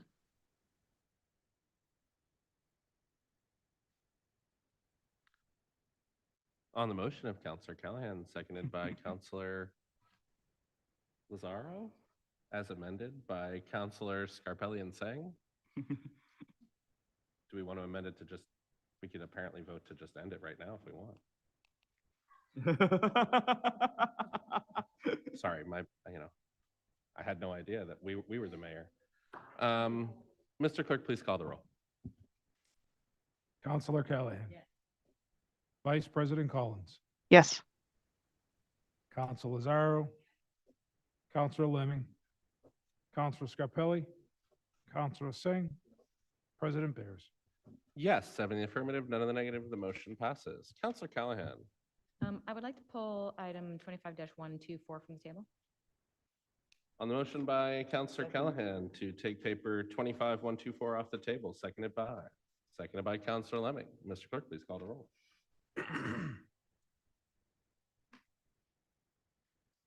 Counselor Callahan. Yes. Vice President Collins. Yes. Counselor Lazaro. Counselor Lemming. Counselor Scarpelli. Counselor Singh. President Bears. Yes, 7 in the affirmative, none in the negative. The motion passes. Paper 25124, Tree Committee Ordinance. And there's an amended copy of the Tree Committee Ordinance at the back of our packets. Counselor Callahan. Thank you. So this is our third reading. It has been here before. It has since gone through just a little bit of legal review as well as some tiny revisions from the DPW commissioner. I think this is in really good shape. Again, this basically sets up a tree committee for the city of Medford, where volunteers will be able to serve on that committee. And it will essentially assist the tree warden and the DPW with things like educating the public, helping with tree hearings, reviewing and reporting on annual report of tree planting, promoting materials, and assisting the tree warden with the duties. And so I'm very excited for this to get passed. Thank you, Counselor Callahan. Counselor Singh. I just want to thank Counselor Callahan on her really hard work on this ordinance. This is something that I had before me years ago during my first term, and it's been really challenging to get it out of the council. And it's a real testament to Counselor Callahan that she's been able to get this component done. I know trees is something that's important to our community and to equity and to us and to climate, but I also know it's a really deeply important issue to Counselor Callahan as well. So I just really want to celebrate this. I'm very happy to second the motion. This is a huge step forward, and especially when we think about development, zoning in the city, this is the type of stuff we need to go along with that at work. On the motion by Counselor Callahan to approve for first reading, seconded by Counselor Singh. Counselor Lazaro. This is first reading. It is. It hasn't been advertised yet. It's first reading. It was tabled in council, but it was never approved for first reading. So this is an approval for first reading. Sorry. Well, you could move to waive the 3 readings if you want. It requires unanimous consent. Seriously or not? Do you want to waive the 3 readings and approve and ordain? All right. On the motion by Counselor Callahan to waive the 3 readings and approve, seconded by Counselor Scarpelli, Counselor Lazaro. I was just gonna, I was gonna second. I didn't realize Counselor Singh was seconding. I appreciate all of Counselor Callahan's work as well. She's the Lorax. She speaks for the trees. I would support waiving the 3 readings too. I think there's been extensive work done on this, really collaborative. I don't think we need to do the full process, and I would support This that. has gone through a lot of Quite a lot of revisions. revision and time. Yes. Counselor Callahan. I do want to make sure to thank Trees Medford, which worked incredibly hard on this and the other 2 tree ordinances that we will see later. I also want to thank Counselor Collins who worked on this. Am I correct in saying that Councilor Morel also worked on this previously? So I really appreciate all the work of many, many Counselor years. Bears. Councilor Bears. I want to thank everyone who worked on this, and especially Trees Medford. They have been absolutely vital, not only in this and the other trees ordinances, but in protecting our tree canopy here in Medford. Yeah, and I think it goes without saying that this went through counselors over like 3 councils. So definitely former council president Morel, counselors who served with us in the 2020 to 2022 term as well. So, all right. On the motion by Councilor Callahan to ordain, waive the 3 readings and ordain, seconded by Councilor Scarpelli. Mr. Clerk, please call the roll. Is there any public comment on this? No one has raised their hand on Zoom. Anyone in the chamber? Julia, you're a champ for coming to this for one thing and sticking it out to the end. Oh, Micah. Micah Kesselman, 499 Main Street. This is a great ordinance. Congratulations. Super excited. Trees are important. And actually, legitimate, trees are super important. It's great that we care about them in our city. Thank you, Councilor Callahan, for bringing this into the finish line. All right, and we have a comment on Zoom. Meg Mars, name and address for the record, please. You have 3 minutes. Hi, Megan, 71 Clark Street. I've been sticking out this whole time because I really just want to say how excited I am about this committee. I walk my dog every day in my neighborhood in the summer. It's like really, really grueling. We don't have a lot of trees in the hillside area. And I think people kind of overlook trees as just something kind of extra, but when you make it a better experience to be outside and in your community, it just does so much for building neighborhood connections, community connections. It like really having good trees does so much. It reduces speed. Studies have shown that tree canopies can naturally be a great traffic calming measure. And I'm just super excited about it because it's so important in so many ways. So thank you so much for getting this passed. Thank you, Meg. Any further public comment on this proposed ordinance? Seeing none, on the motion to ordain for 3rd reading by Councilor Callahan, seconded by Councilor Scarpelli, waiving the 3 readings. Mr. Clerk, please call the roll. Councilor Callahan. Vice President Collins. Yes. Councilor Lazaro. Councilor Lemming.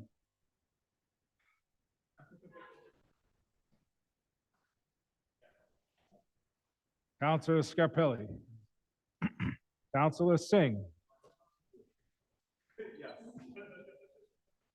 President Bears. Yes, 7 in the affirmative, none in the negative. The motion passes. Public participation. Is there anyone who'd like to speak on anything? Come on up. Yes, we've got one person. You have a question? All right, we'll take it. Name and address for the record. You have 3 minutes. Yeah, Lisa Serio on 19 Paul Road, Medford, Mass. I just wanted to say that last week at the last minute, just like this, Andrew came up and made a really important kind of like comment about the veterans. And he actually shared a really nice prayer too.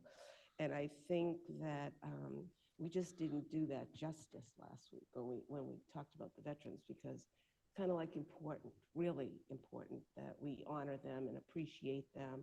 So I was thinking maybe next year, instead of it being like a, not important issue. I mean, George said thank you to Andrew, but I mean, I think that we should do something like maybe for the Wounded Warrior Project or something where we kind of like help out, because it's like important.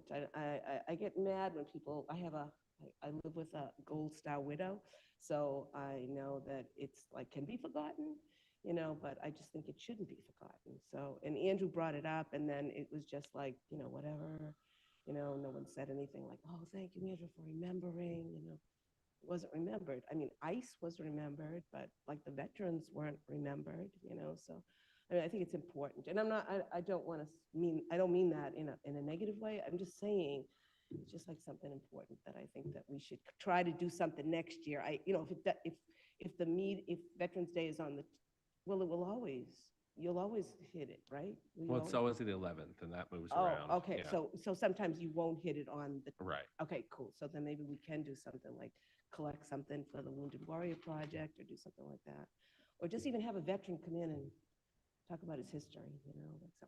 Anyway, just kind of like bothered me that nobody said anything about it last week. It was just kind of like, oh yeah, well, okay. You know, it's important. That's what I think. Thank you. Thank you, Lisa, for your comment. And I just want to let you know, and maybe Councilor Lemmy could speak a little more to this. It doesn't always get mentioned at the city council meetings, but the city did have a couple of events for Veterans Day.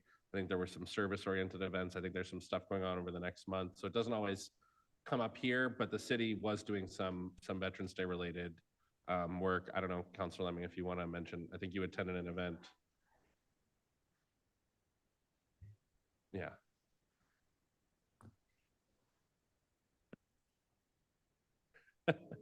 Understood. Thank you. I appreciate it. Appreciate your comment. Thanks for sharing it. And I'll go to the podium, name and address for the record. Please, you have 3 minutes. Michael Kessman, 499 Main Street. I am here again in my ongoing campaign just to continue to bring attention to the administration's failure to take ICE seriously or acknowledge it at all in any real or effective way, even though we are seeing abductions, people gone from our city and our community on a weekly basis nearly. I'm very tired. It's hard for me to get too riled up for this one. And it's also been a very pleasant meeting otherwise, kind of pleasant. But it is still an issue. The administration still has failed to protect a number of its residents. For those who are watching, such that there are many watching at this point, there is a committee, public health and safety committee meeting tomorrow where the MPD, the Metro Police Department, will pretend to comply with some of the very meager asks that have been given to them. But some of us will be presenting actual data about what's been happening in our city at that committee as well. So I hope that as many residents as possible will Zoom in or show up in person to that, because it's really important. People are being kidnapped and disappeared, and it's not good. There's a meeting in the chambers. It's the City Council's Public Health and Community Safety Committee, chaired by Councilor Lazaro. 6 p.m. Wednesday, November 19th, 6 p.m. I'll recognize Councilor Lazaro. You want to share anything more about that, Councilor Lazaro? Thank you. Yes, Chief Buckley will be here 6 p.m. tomorrow here in the chambers. And we will talk about the report that was submitted by the police department. Chief Buckley's been out for a number of months on health issues, but he is much better now. So I'm eager to speak with him about that and have the community be able to hear where we're at as a city. Thank you. Thank you. Go back to the podium. Julia, I know you said you had a question. Yes. Name and address for the record. 3 Julia minutes. Foster, 239 Woburn Street. I had stated earlier that it was my understanding from reading the 2023 slides and listening to that meeting that sort of there was a trash compost trade-off, that if we did the compost, we'd have to switch to every 2 weeks. But it sounds like, based on the chief of staff, that it's actually the other way around. We can't afford to do the weekly. We have to switch to 2 weeks. And compost doesn't cost much, was the way that it was presented, I think. And it actually is helping to mitigate some of the harm of the every 2 weeks. And I just wanted to make sure I understood one way or the other, because it is a difference in what, like, if it's decoupled, if compost is just helping and it's not the fault of the every 2 weeks, I think that should be made very clear so that people don't blame compost for the every 2 weeks. Yeah. I honestly, I'm also trying to remember things that happened Okay. 30 months ago at this point. My understanding is that you're largely correct, that the second truth is correct, that like Okay. composting is not, doing composting is not costing us Causing. so much that we can't do trash every week. Okay. Like the issue is that the contract for waste removal has been going up at a very high rate, and we pay a lot Right. for the basically the weight of trash and also So recycling. compost reduces the trash weight, and it will, and because it happens weekly, it also cuts down the disgusting level Correct. of it every 2 weeks. But Okay. I don't know, there were a bunch of other factors and considerations that were supposed to be discussed about the possibility of moving to every other week trash. Like basically, if I remember correctly, they were like, well, we want 4,000 people on composting the first year, 8,000 the second year, 12,000 the third year, and then we'll feel like maybe we could make a decision about going to every other week trash after that point. We're at 18 months of the new contract, so we're in the middle of year 2. I don't know that we're at 8,000 households, even using the composting system. And then I don't know what the plan is around that. And it sounded like from what the chief of staff said tonight that there is a plan. It just hasn't been put out, and they talked about doing this before they said what their plan to do it was. We don't know what that plan is. I don't know if it's going to meet the conditions of our resolution, quite frankly. I think that's like my big concern. I don't know the answer. Okay. That's what I remember from 30 months ago. And I think that, the real answer here is like the city will have to pay to keep every week trash, right? We were going to have to do that with or without this plan. We've been having to do that for 15 years, figure out how to pay for the trash contract. And, the mayor could present a plan that says, here's the trade-off, or here's how we're going to pay for it. Or like Councilor Scarpelli said, like, is there a way to direct fines and fees from certain trash-related things into the program? But I think the real issue is we don't know what the mayor's plan is other than that. Okay. She's now announced that we're doing this, Okay. kind of. Thank you. I appreciate that. I just wanted to make sure compost didn't get blamed Yeah. for the bi-weekly, that it's seen as really the help that it is. And I think that's really the most important thing is we need to get accurate information, understand the actual cost of everything, and then people will have a better understanding of what the choices are before the city. Thank you. Thank you.